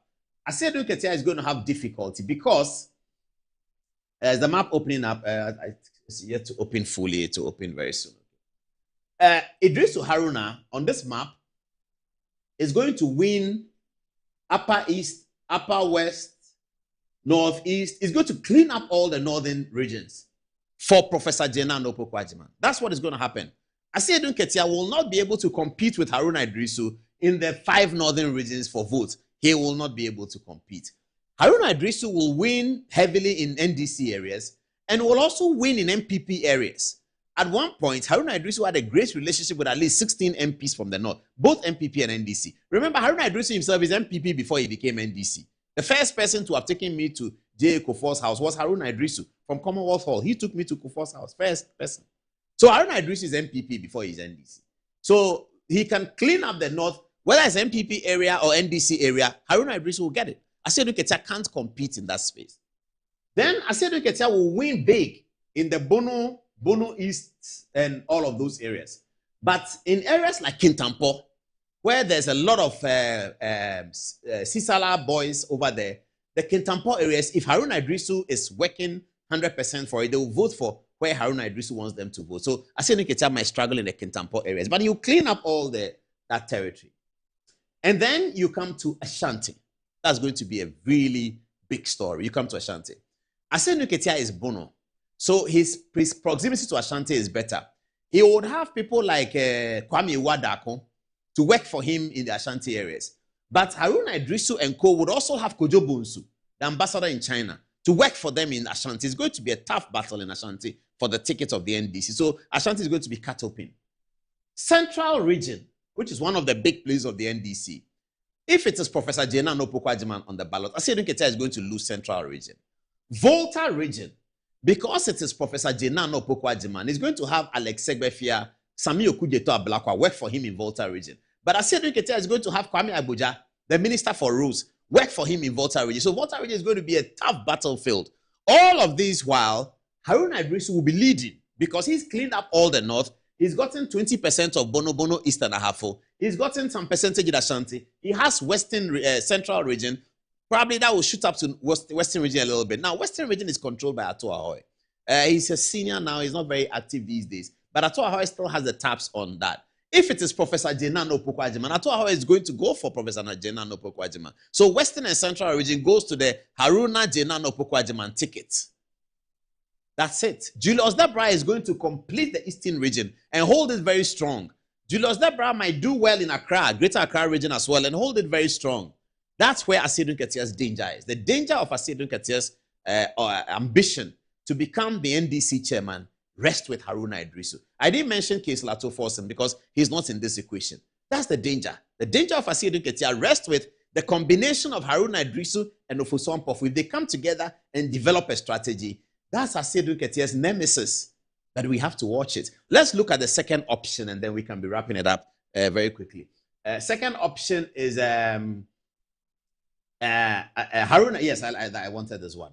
Second option is Haruna Idrisu deciding that, whereas many of his supporters say that NDC have a northern president right now, John Mahama, and they are moving away, and another northern guy comes again, Ghanaians will be concerned about it. And it will look like the NDC is a northern party. So it will be too many northern after northern. So don't do it because John Mahama is there and you are coming after him. It will be difficult to sell. That's correct, isn't it? But the supporters of Haruna Idrisu are saying today that, but this is the best opportunity we have. The MPP candidate too is northern. So there we go. There's no problem. The MPP candidate, Muhammadu Bawumia, the former vice president, is from the northern region. So if you have NDC also northern, whether you go MPP or NDC, it's a northern leader that you're going to have. So they are telling Haruna Idrisu that don't let this opportunity slip. This is the best time for you to throw your hat in. And if the governance of John Mahama works, NPP is coming from 41%, they are far away. We might still win the election and you'll be president. So Haruna Idrisu, fight it out yourself. Don't go and hide behind Jenan Opoku-Agyeman. Put out yourself and defeat Asiedu Nketiah. Let him see where power lies. Flip back to the Ghana flag and let's wrap it up. The Ghana map, and let's wrap it up. So if that is the option 2, same thing. Haruna Idrisu is going to clean up the north. Much stronger, much stronger. It's probably going to be 90-something%. He's going to clean it up completely if he is the one on the ballot. Hitampo is going to come heavy. Western North, there are a lot of northern people in Western North, the Kusasis and the Mamprusis, especially the Kusasis. They are in the Western North. Haruna Idrisu is going to clean up Western North. Western region, Haruna Idrisu, Ato Ahoy's boy. When all of these guys were coming into the NDC, Ato Ahoy groomed all of them. Haruna Idrisu is going to rely on Ofosu Ampofu to deliver the Eastern region. The Jenan Opoku-Agyeman lobby is still going to be available to him because of his loyalty to Professor Jenan Opoku-Agyeman. And for those who don't like Asiedu Nketiah, there are many of them there. Because Asiedu Nketiah did not like the Jenan Opoku-Agyeman choice as running mate. From 2020, Asiedu Nketiah was against it. He was completely against it. And Jenan knows, her supporters know. So the Jenan lobby is going to support Haruna Idrisu. So Asiedu Nketiah's nemesis, the danger, the potential that he may not be the NDC flag bearer is in the hands of the education minister. Note it down. Watch this video several times and tell me what you think. And that's where we end it for now. We're going to do LGBT, but that's going to be tight because Bafo is coming to the studio. Let's interview Bafo and then we'll see whether we still have time to do LGBT. And we do have a break, they say. We have a break? Okay, let's take the text messages and take the break. So we start with Ekuya, right? All right, Ekuya, what are people saying? Oh, this is coming from Peter Osei. He says this Asiedu Nketiah thing of running for presidency, where is the country heading towards? Indeed, politics has become some very, very bizarre thing in Ghana. Elders who are supposed to give the young ones on how to run affairs of the country are now willing to take the bull by the horn. So who will correct them when they go wrong? This is coming from Master Planner Jr. He says both Haruna Idrisu and Ato Forsen have failed at their ministry, especially Honorable Haruna Idrisu. I see the ministerial appointment as a trap to end the presidential ambition. For the first time in the history of Ghana, we have 2 badges of unopposed teachers, and yet only 7,000 are getting clearance for unemployment. It is so sad for the teacher trainees who were promised automatic posting by the NDC during the 2024 election campaign. Today, those who were posted to work for several months without salaries. Resetting. Settings. Fine. Okay. To Anzaba. Thank you very much. Thank you very much, Akira. Coming from Eli Obama from Tamale, he says, Paul is the master of political analysis in Ghana. See how he's connecting the dots between Ato and Haruna. Sophia Manch says, good evening, Paul. Please keep on doing the good work for the beloved country.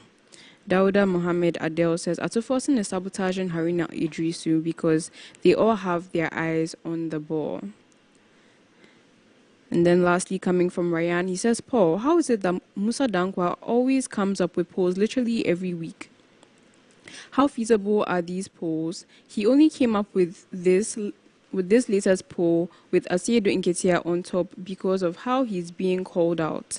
The NDC's predicament is yet to start, especially since their founder, President Rawlings, left. Over to you, Fatih. Right, thank you, Antiba. So, February says, Chairman Asiedo Nketia resonates with the delegates and foot soldiers of the NDC with his experience by rising through the ranks and files of the party to national chairman position. So, if he's leading Honorable Ato Forson and Honorable Haruna Idrisu in the recent poll conducted by Mr. Musa Dankwa, they are on fulfillment of their campaign promises to Ghanaians and their people from their perspective. Ministries have given them upper hands over them. Ali Obama says one thing you should have considered before concluding in your analysis is the fact that Asiedo Nketia was able to win the Northern Region vote during the NDC National Executive elections, even though Haruna Idrisu was not in support of Asiedo Nketia. As it stands now, Azoka, who is NDC Vice Chairman from the Northern Region, and are all in support of Asiedo Nketia. Northern Region won't fall for Haruna so easily. Mohammed Yusufa says, I totally disagree with you on this one because Prof. Nana influence is insignificant in the country and in NDC, so she can't help Haruna unless they are able to convince Julius Deborah to join them. Douglas Mensah says it serves the teachers' right. When NPP rescued these teachers after the defeat of Mahama in 2016, they turned against NPP in 2024 because of lies and propaganda. Today, you guys are crying. You haven't seen anything yet. That's sad. Ahmed Mohammed says, Lawyer Paul, teachers are still regretting for accepting NDC's lies. So pathetic and regretful. Now back to you, Paul. All right, so Lawyer Bafo is seated. We have questions for him. Let's take a short break. We come back on Good Evening Ghana. It's live and is all for you. We'll be right back.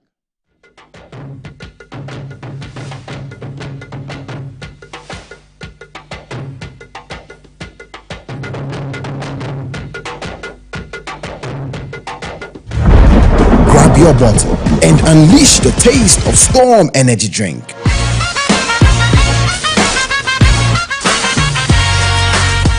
A bold flavor, a big attitude, feel the vibe, own the moment. It's your time to be different. Storm Energy Drink, make your mark. Excessive drinking can be detrimental to health, not recommended for persons under 18 years, lactating mothers, pregnant women, and people sensitive to caffeine. This advert is FDA approved. In my line of work, a confident smile is everything. Kel Charcoal Toothpaste keeps me on top of my game and ensures my smile is always radiant and bright. With the tiring nature of my job, we spend several hours under the scorching sun. To keep our teeth white and our breath fresh all the time, we use none other than Kel Charcoal Toothpaste. Kel Charcoal Toothpaste. You're on a Kessie and in a kit one. Samayo Kendini, who be here, Semetra Sapapadia to Amame Manfo, Kel Charcoal's natural ingredients, and a bomb is a buy, a man is swing, Nesansu Mama Hotoso, a will beg you. Kel Charcoal Toothpaste. Choose Kel Charcoal Toothpaste for anti-cavity, whiter teeth, and fresher breath all day. Available in 80 gram and 150 gram. Grab yours today. Kel, happy smile. This advert is FDA approved. Hey, new release in yana. Kaya gum.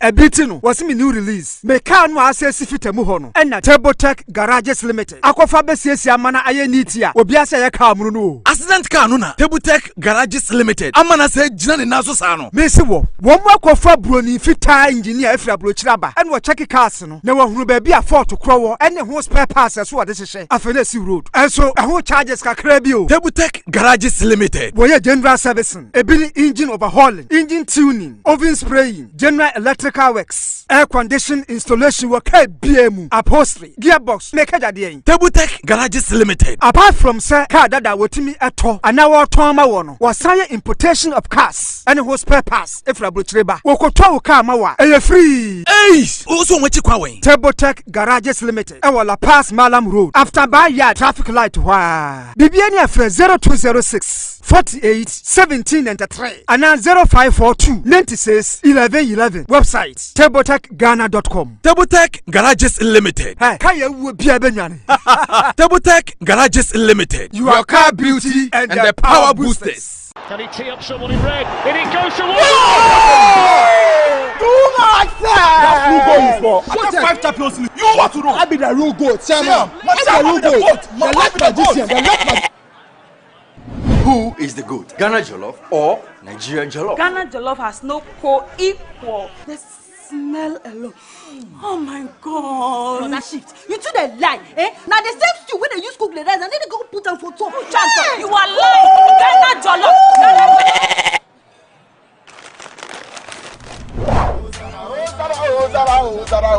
Are you busy? Forget everybody, yeah? My guy.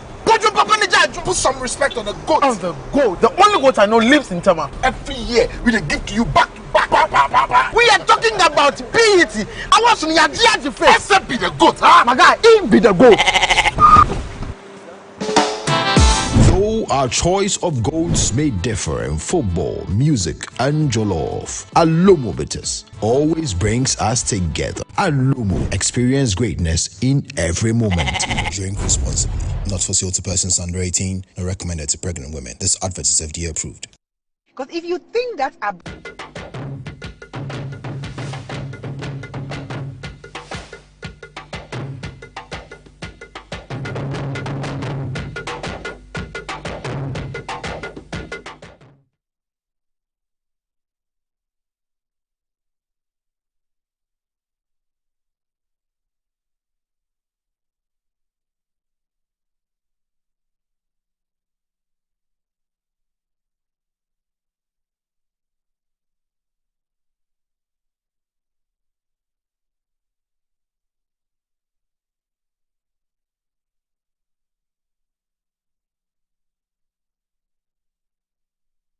Welcome back to the show. Thank you very much. I'm getting a lot of text messages on the analysis of the NDC. It's preliminary. There's a lot more to come. We'll be doing that. But let's get down to the court. And Abafwe, who are a member of parliament from Isha South, is here to help us understand. If you are a social media addict like me, you may have seen videos of Abafwe expressing massive outrage about what happened in court today. He said that for 16 years of practice, he's never seen a judge who is so clothed in National Democratic Congress. That's what Lawyer Bafo told the media this afternoon. Lawyer, good evening. Good evening, my brother. Have you calmed down now? I'm calm now. Were you not concerned that your comments may have occasioned the contempt of the judge? What I'm not able to stand in my life is injustice. Injustice. It is what motivated me to become a lawyer.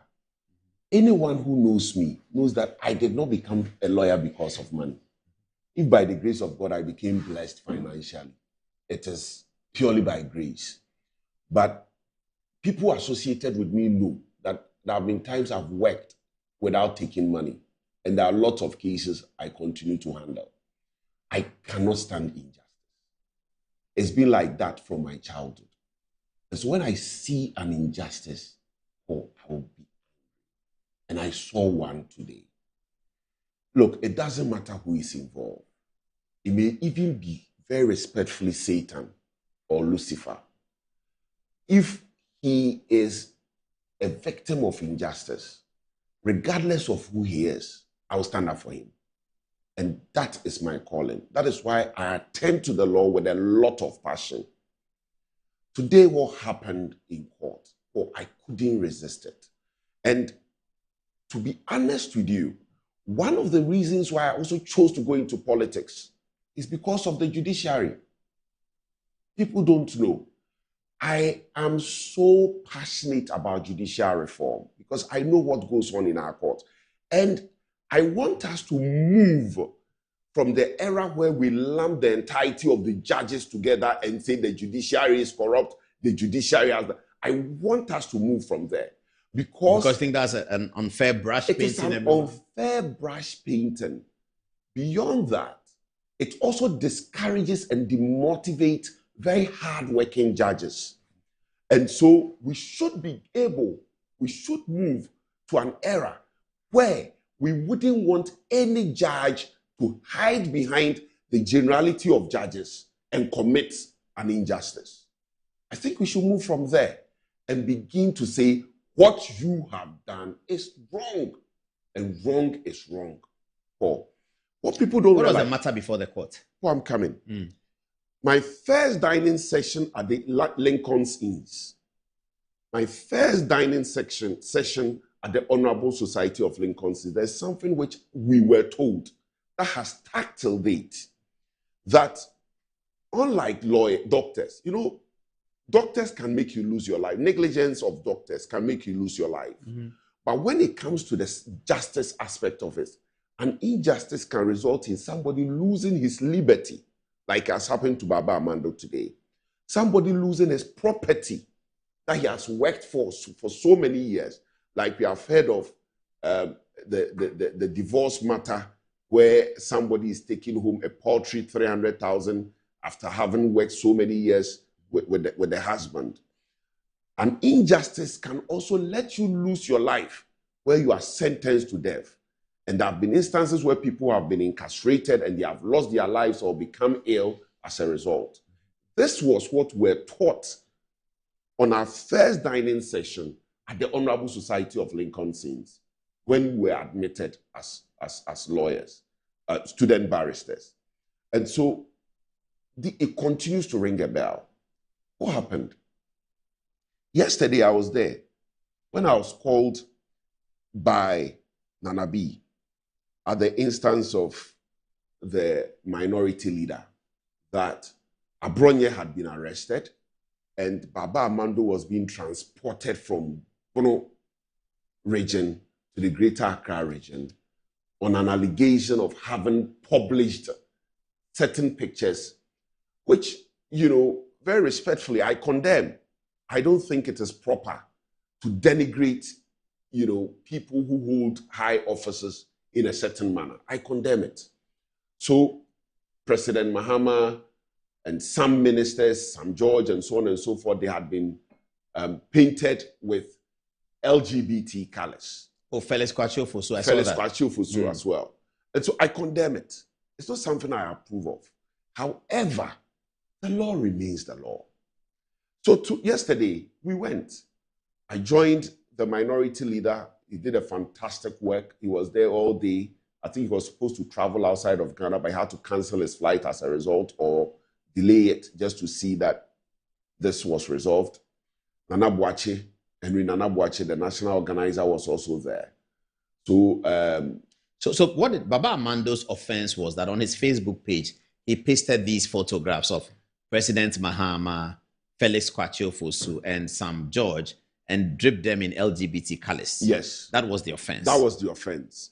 And Abronye... What's the title of the offense? What's the name of the offense? The name of the offense is that he has published false news over electronic media, contrary to Section 76 of... false news. False news. Let me read.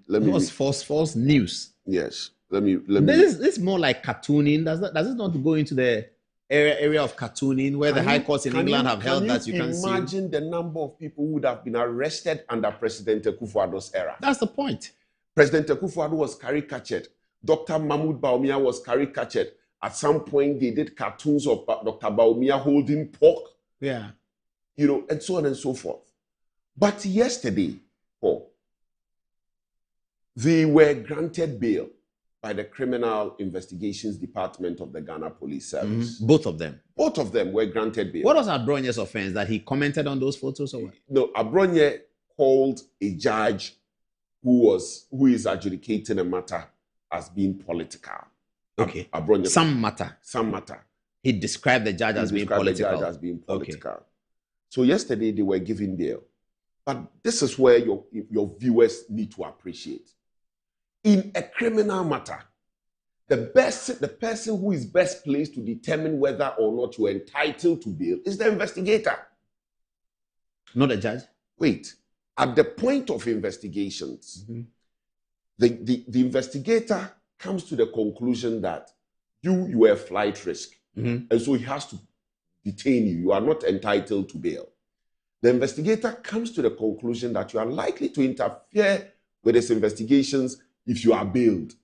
The investigator may also come to the conclusion that for your own personal safety, in the course of the investigations, you should be held by the police in custody. So the investigator at that point does all those assessments. And so yesterday, the investigator did all those assessments and then concluded that they should be entitled to bail. They were given bail and then were required to report to the police station today at 10 o'clock. Baba Amando got there at 8 a.m., 2 hours ahead of the scheduled time.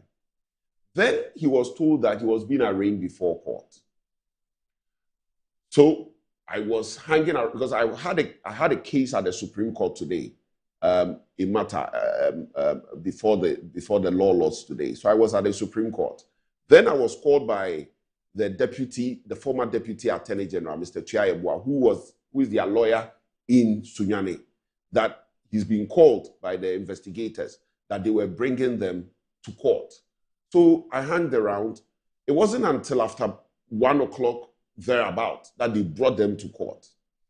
Then I was joined by the minority leader and the national organizer again. As defense lawyers? As defense lawyers. Oh.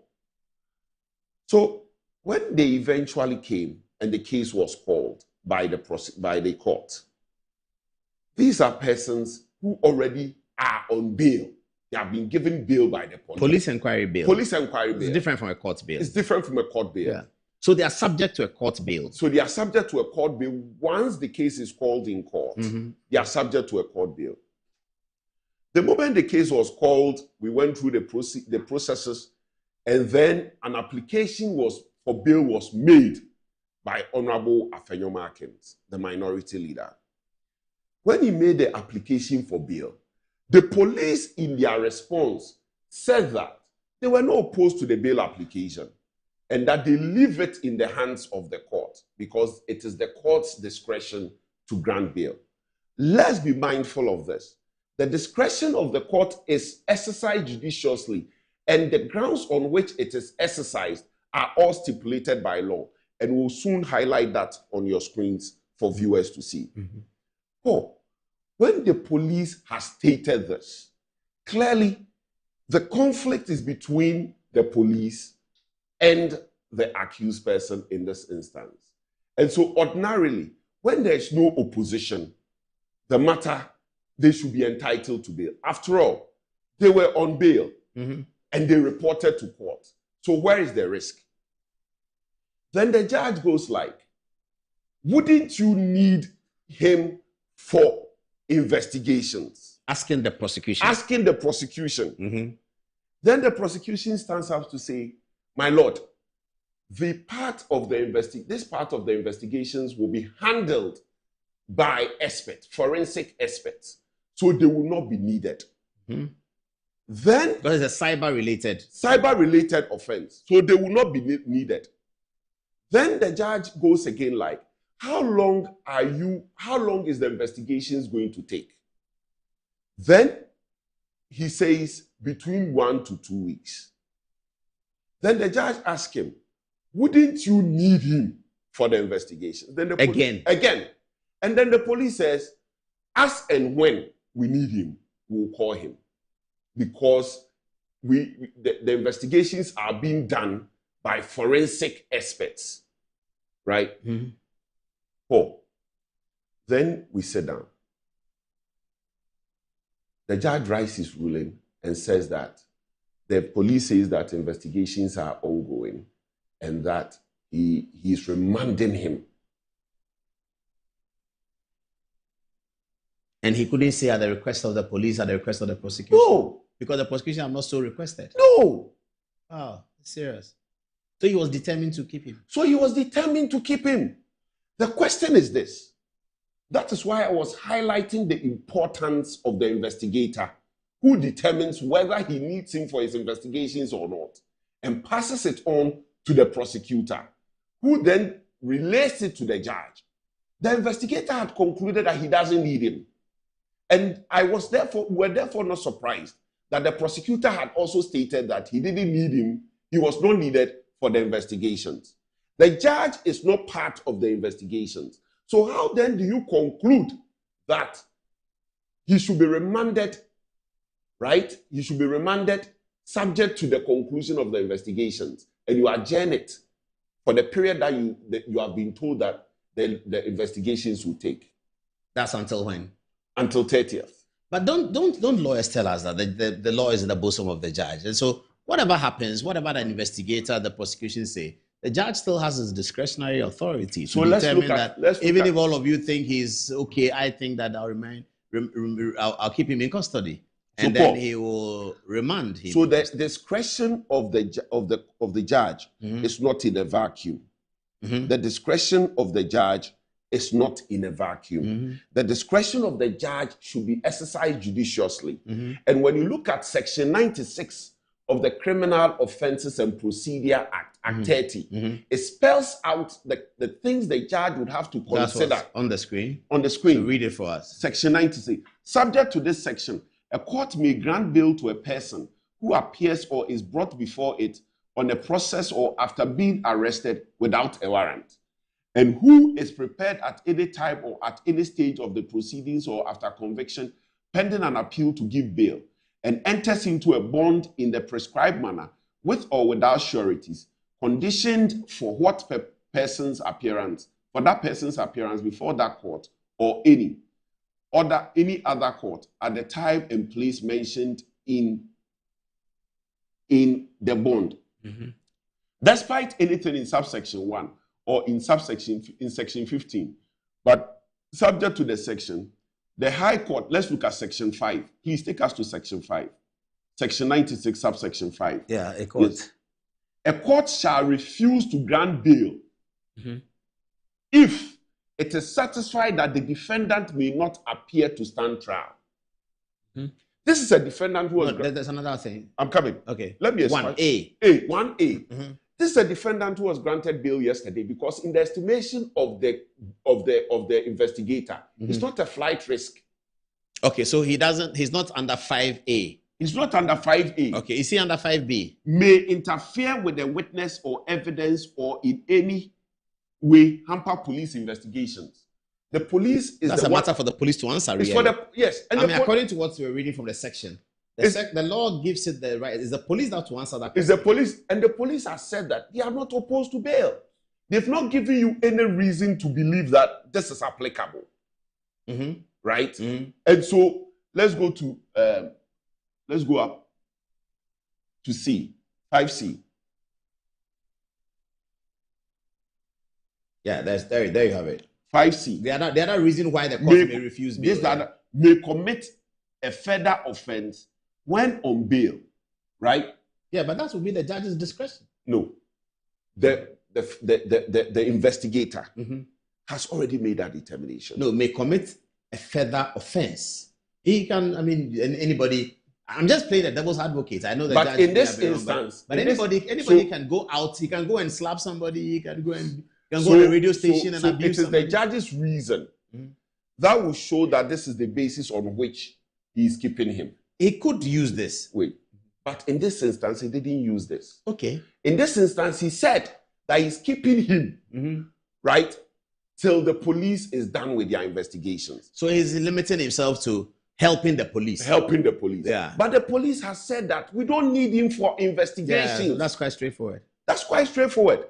And so when could it be that when the police said they don't need him, the judge may have heard it that they need him? Well, from where? But did you make any case after the judge had pronounced his ruling? When the judge pronounces his ruling, his ink is dry. He leaves? Yes, he's Fantus. Oh, I see. You can't say anything. He doesn't invite you to say anything? No. You see, Paul, so when you look at the basis on which a judge may refuse bail, in this instance, none was applicable. None was applicable. Yeah. And when you look at the way... That's Baba Amando on your screen. Baba Amando. Expressing a lot of hope and confidence, and we are supporting him big time on this one. This is very, very wrong. Very, very, very wrong. In this instance, the judge was doing everything to get information from the prosecutor. Extracting it. Which may not be wrong, but when you do that, you are descending into an arena of conflict. Because the prosecutor has already told you that we are not opposed to the bail. My lord, we leave it in your hands. But the prosecutor then is conceding that he is not the final authority if he says we leave it in your hands. The prosecutor is conceding that it is the discretionary power of the court. Yes. But wait, the discretionary power of the court from section 96, subsection 5 is obviously not in a vacuum. It is not arbitrary. It is done on specified grounds. It is exercised on specified grounds. But how do you link NDC to this, lawyer? My brother, what else could have motivated a judge? This is a matter where there is no complainant. It's a matter where there's no complainant. But it's the police who arrested. They said they saw something else. My brother, what will make a judge sidestep the law? What will make a judge, right, disregard what is coming from a prosecutor? What will make a judge decide to do all these things? It could be his dislike for people from Bono region, his dislike for people who are called Amando. So he leaves. It's all bad. But I'm saying, why do you say NDC? He leaves us to speculate. Yes, of course. He leaves us to speculate. Because what he's done is wonderful. Yes, he leaves us to speculate. Right? So you are speculating that he hates people from a particular region. Or he doesn't like people with the name Amando. I am also in a position then to speculate that he's doing that to him because he's a member of the New Patriotic Party. Yes, you can. That Amando is a member of the MPP and the judge doesn't like MPP. Exactly. Yeah, you can also speculate. That's why I'm speculating. Because Paul, but it's not 100%. Paul, you see, there's no art to tell the mind's construction on a human face. Right? And so if you don't follow the law, if you also sidestep, if you also decide, right, to become the prosecutor in the matter, okay, what do you leave us to do? Producer, please get me the quote from Lord Patrick Devlin. That quote that we've been using often. Lord Patrick Devlin on a judge. If a judge leaves the law and makes his own decision, even if in the circumstances they are just, he loses the protection of the law, is by Lord Patrick Devlin. I really like to read. That's a point that Bafo is making. Very interesting. Professor Kumado gave me this quotation many, many years ago. Lord Patrick Devlin. So you are saying that a judge leaves the law and makes his own decision, he exposes himself to criticism. You see, when you descend into the arena of conflict, you see, this evening, I know a lot of judges are watching, and I know they watch your show. I am pleading with them. We should get into that space where we don't jump all judges together. And say judges are corrupt. Let's single out wrongdoing. Let's not also allow judges to hide behind the generality of judges. But so this was a circuit court matter? This is a circuit court matter. matter. Are you going to make an application to the High Court? We are considering our options, and I'm not going to disclose it here. We are considering our options. I mean, I've been instructed by the minority leader to do certain things, and I'm going to do it. I will not disclose it here. But what I'm saying is that what the judge did is what really, because look, I cannot stand injustice. So what is his interest? Okay, perhaps, again, a devil's advocate. The judge was concerned about the application of people in high position. John Mahama, president, and they put lipstick on his lips and they dress him up in some hair. It's kind of awful. So let's go to section. Let's look at section. What does the law say? Section 96. You can read it for us. He's looking for the Lord Patrick Devlin one. You can read it for us. You see, bail cannot be used as punishment. I get that. The moment you want to punish him, the moment you want to remand him, because as a punishment. Yes, as a punishment. Because of the gravity of what you think is offense. Yes. Then you are using bail as a punishment. And it makes it wrong. And that is why I said what happened today is an injustice. I've had a lot of senior lawyers call me. They know that I hardly comment on judges' conduct in public. I've had a lot. Today I had Yabuafo call me. I've had the judicial secretary send me a text message all telling me that this is not correct. But I am saying that, look, let's begin as a country to single people out for wrongdoing and deal with it. What happened today, it wasn't an error of law. It wasn't an error of law. It was also not it's not also the case that the judge decided to exercise his discretion improperly. It was a judge who descended into an arena where a prosecutor has taken a position, and that position the judge was not happy with. And so he kept soliciting information from the prosecutor just to support what he has decided, a position he has decided to take. When it was not forthcoming, he took a certain view. And that for me is an injustice. Look, and the ultimate was to deny somebody of his liberty. Of his liberty. A political actor. Yes. When you look at section 14 of Article 14 of the Constitution, the circumstance under which a person's liberty may be denied is spelled out. But there should be fairness. Look, I don't care. You can kill me. You can cut my head. But an injustice is an injustice. And I can't stand it. Even if you bring the Pope before me and he commits an injustice, I'll tell him, right, that this is an injustice. It's an injustice. And so people saw the video and didn't know why I was so flustered. This is the reason. And in the process, I made a mistake with the pronunciation of paraphernalia. What did you say? I said paraphernalia. I was so angry. And I hear Annie Ampofo, your former Good Morning Ghana host. Yes. Posted it on social media. And was like that I said paraphernalia. It's paraphernalia. It's not lost on me. I'm sure she was just joking. Yes, it's not lost on me. But I'm saying I was so angry. And if it was Annie Ampofo who is on the other side, I'll fight for her. But we should get to the point where, you see, this evening, give me the opportunity to address our judges. NPP, NDC, we pursue our interest as political party. Right. There should be somebody standing in between us, holding the scales, right? Bringing reason to bear. If that doesn't happen, right, one day we wake up and this country is bent. And that's the judiciary. And that is the judiciary. But of course, I mean, the judiciary has been the reason why the Fourth Republic has been sustained. Particularly the Supreme Court giving rulings that has really helped to sustain this judiciary. And so we must. Look at the judge that gave the Abronye decision. He's been promoted. He's been promoted. So tomorrow, what are you telling him to do? What signal are you also sending to other circuit court judges? That if you do the bidding of the government in power, you will be promoted. And so when a circuit court judge like Justice Joseph Kunsun is now sitting on a matter involving the president and high-ranking officials of the government, what do you think he will do? And that is why we have to single them out and deal with it. This one, Paul, with the greatest of respect, you can take me to the Hague. My position is my position. What happened today by Justice Kunsun, Joseph Kunsun, was an injustice. Did you know him before today? No, this is the first time. Did you know of him? No, this is the first time I'm meeting him. He's a circuit court He's judge. a circuit court judge. So you have not appeared before him? No.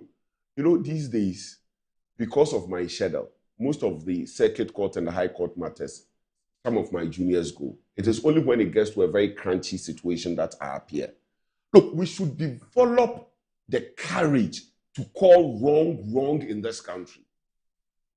Well, technical legal arguments may not be on your side if you call it wrong, because well, apart from referring to the section, the judge has a discretion. But well, you're right. You're saying that the discretion is limited. When you look at Article 23, Article 296 of the 296 is quite general. Of all discretions, 296 requires compliance with due process of law. Yeah, it does. 223, 23 enjoins or upholds arbitrariness of the exercise of discretion. And you think this discretion was exercised arbitrarily? Particularly where under Act 20, Act 30, it spelled out the circumstance under which bail may be refused.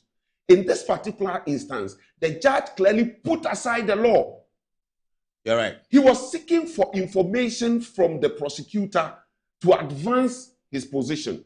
When it was not forthcoming, he did everything. And today, Paul, let me applaud the prosecutor.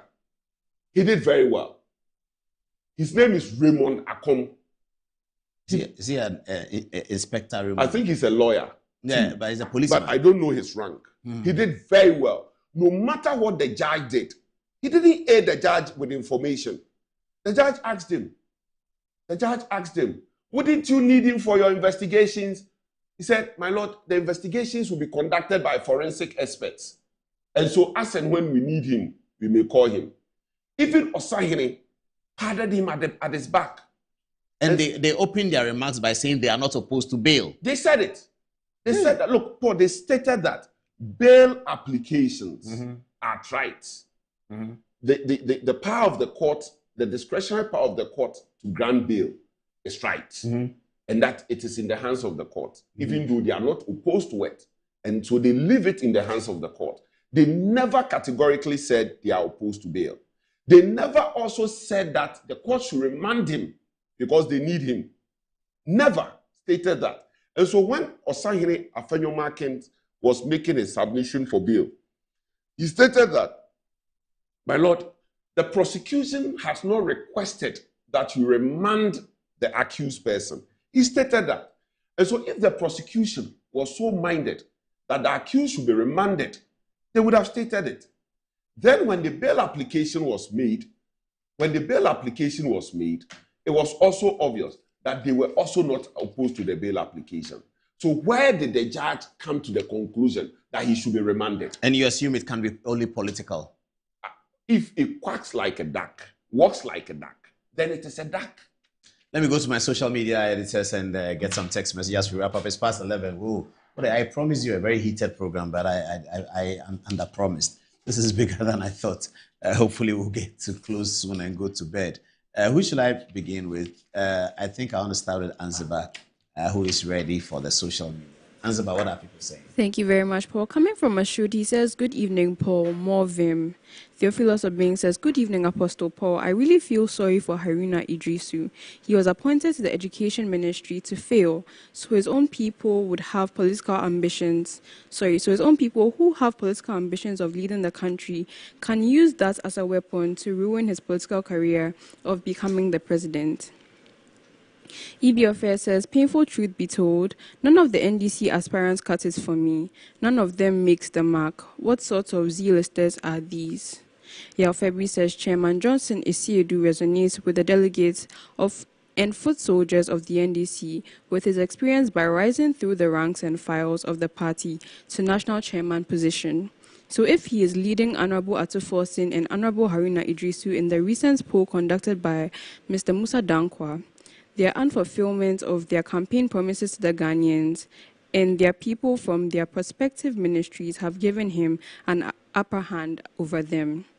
Mohammed Yusufa says, Paul, I totally disagree with you on this one because Prof. Nana's influence is insignificant in the country and in NDC, so she can't help Haruna unless they are able to convince Julius Deborah to join them. And then lastly, coming from EB Affair, he says the incompetent judge should avail himself to Cooley v. Foreman case number CVH 20230069, the Afroman case, to understand what freedom of speech is. Over to you, Ikia. Thank you, Antiba. This is coming from General L. Coleman. He says, justice loses its meaning when political affiliation takes precedence over due process. The public expects judges to be neutral arbiters of the law, not instruments of partisan interest. Yalpebri says, listening to Honorable A.J. Balfour, the judge is using his alignment to the NDC just to punish Baba Amandu for 2 weeks remand, but not the law. If the police reiterated they don't need him for the investigation and the judge went on to demand him, then the case was transferred only to punish Baba Amandu to prove to him where power lies for his actions. Coming from Hajia Halima, she says Malik Basintali posted a picture of a pig and accused Bawumia of eating pork and even swore to back it up with a video. People questioned him about what he said, and he told him that Bawumia is a Muslim, so that allegation is false. He has never eaten pork and demanded that he deleted the picture and apologized, but he was adamant and no one arrested him.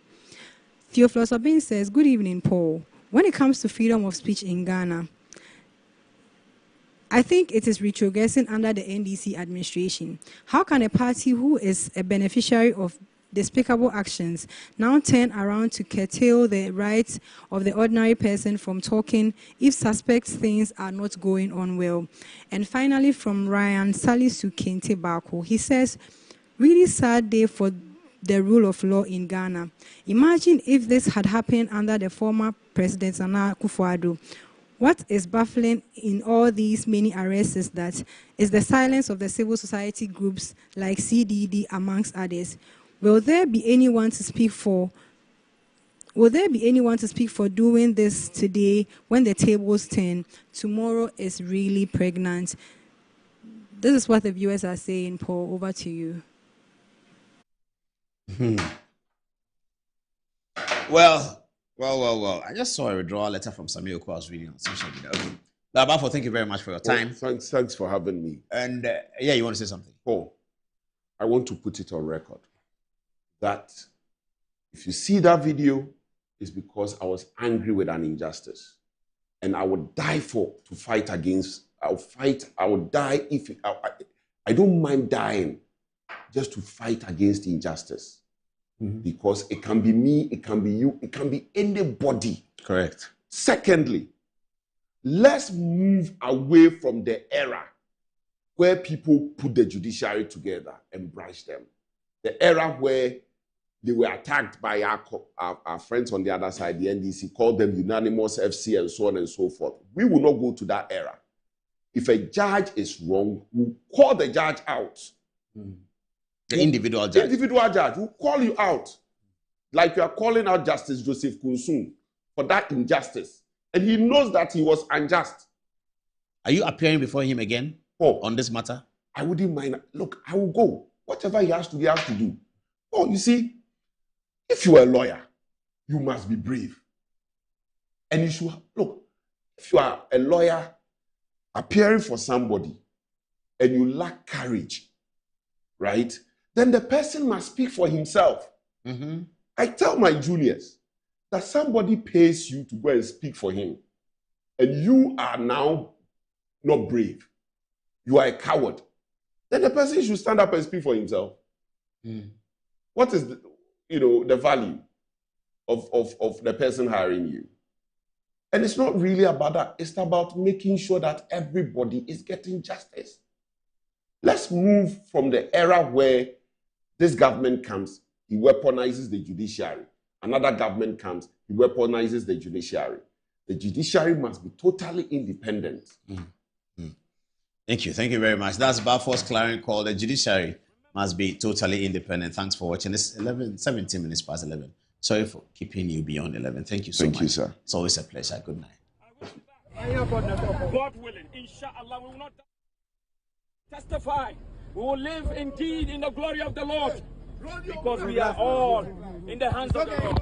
I will be back. Remember, travesty has indeed happened to justice. I will be back, God willing. Inshallah, we will not die, but we will live to testify. We will live indeed in the glory of the Lord, because we are. Metro TV, insightful and inspiring moments. Has Christianity always been one of the religions in the world to you? No, 1,000 times no. Jesus the Christ did not come to start a new religion, but to impart the life of God to humans, to regenerate them into sons of God. Have you received Jesus Christ? Then you are a new creature. The human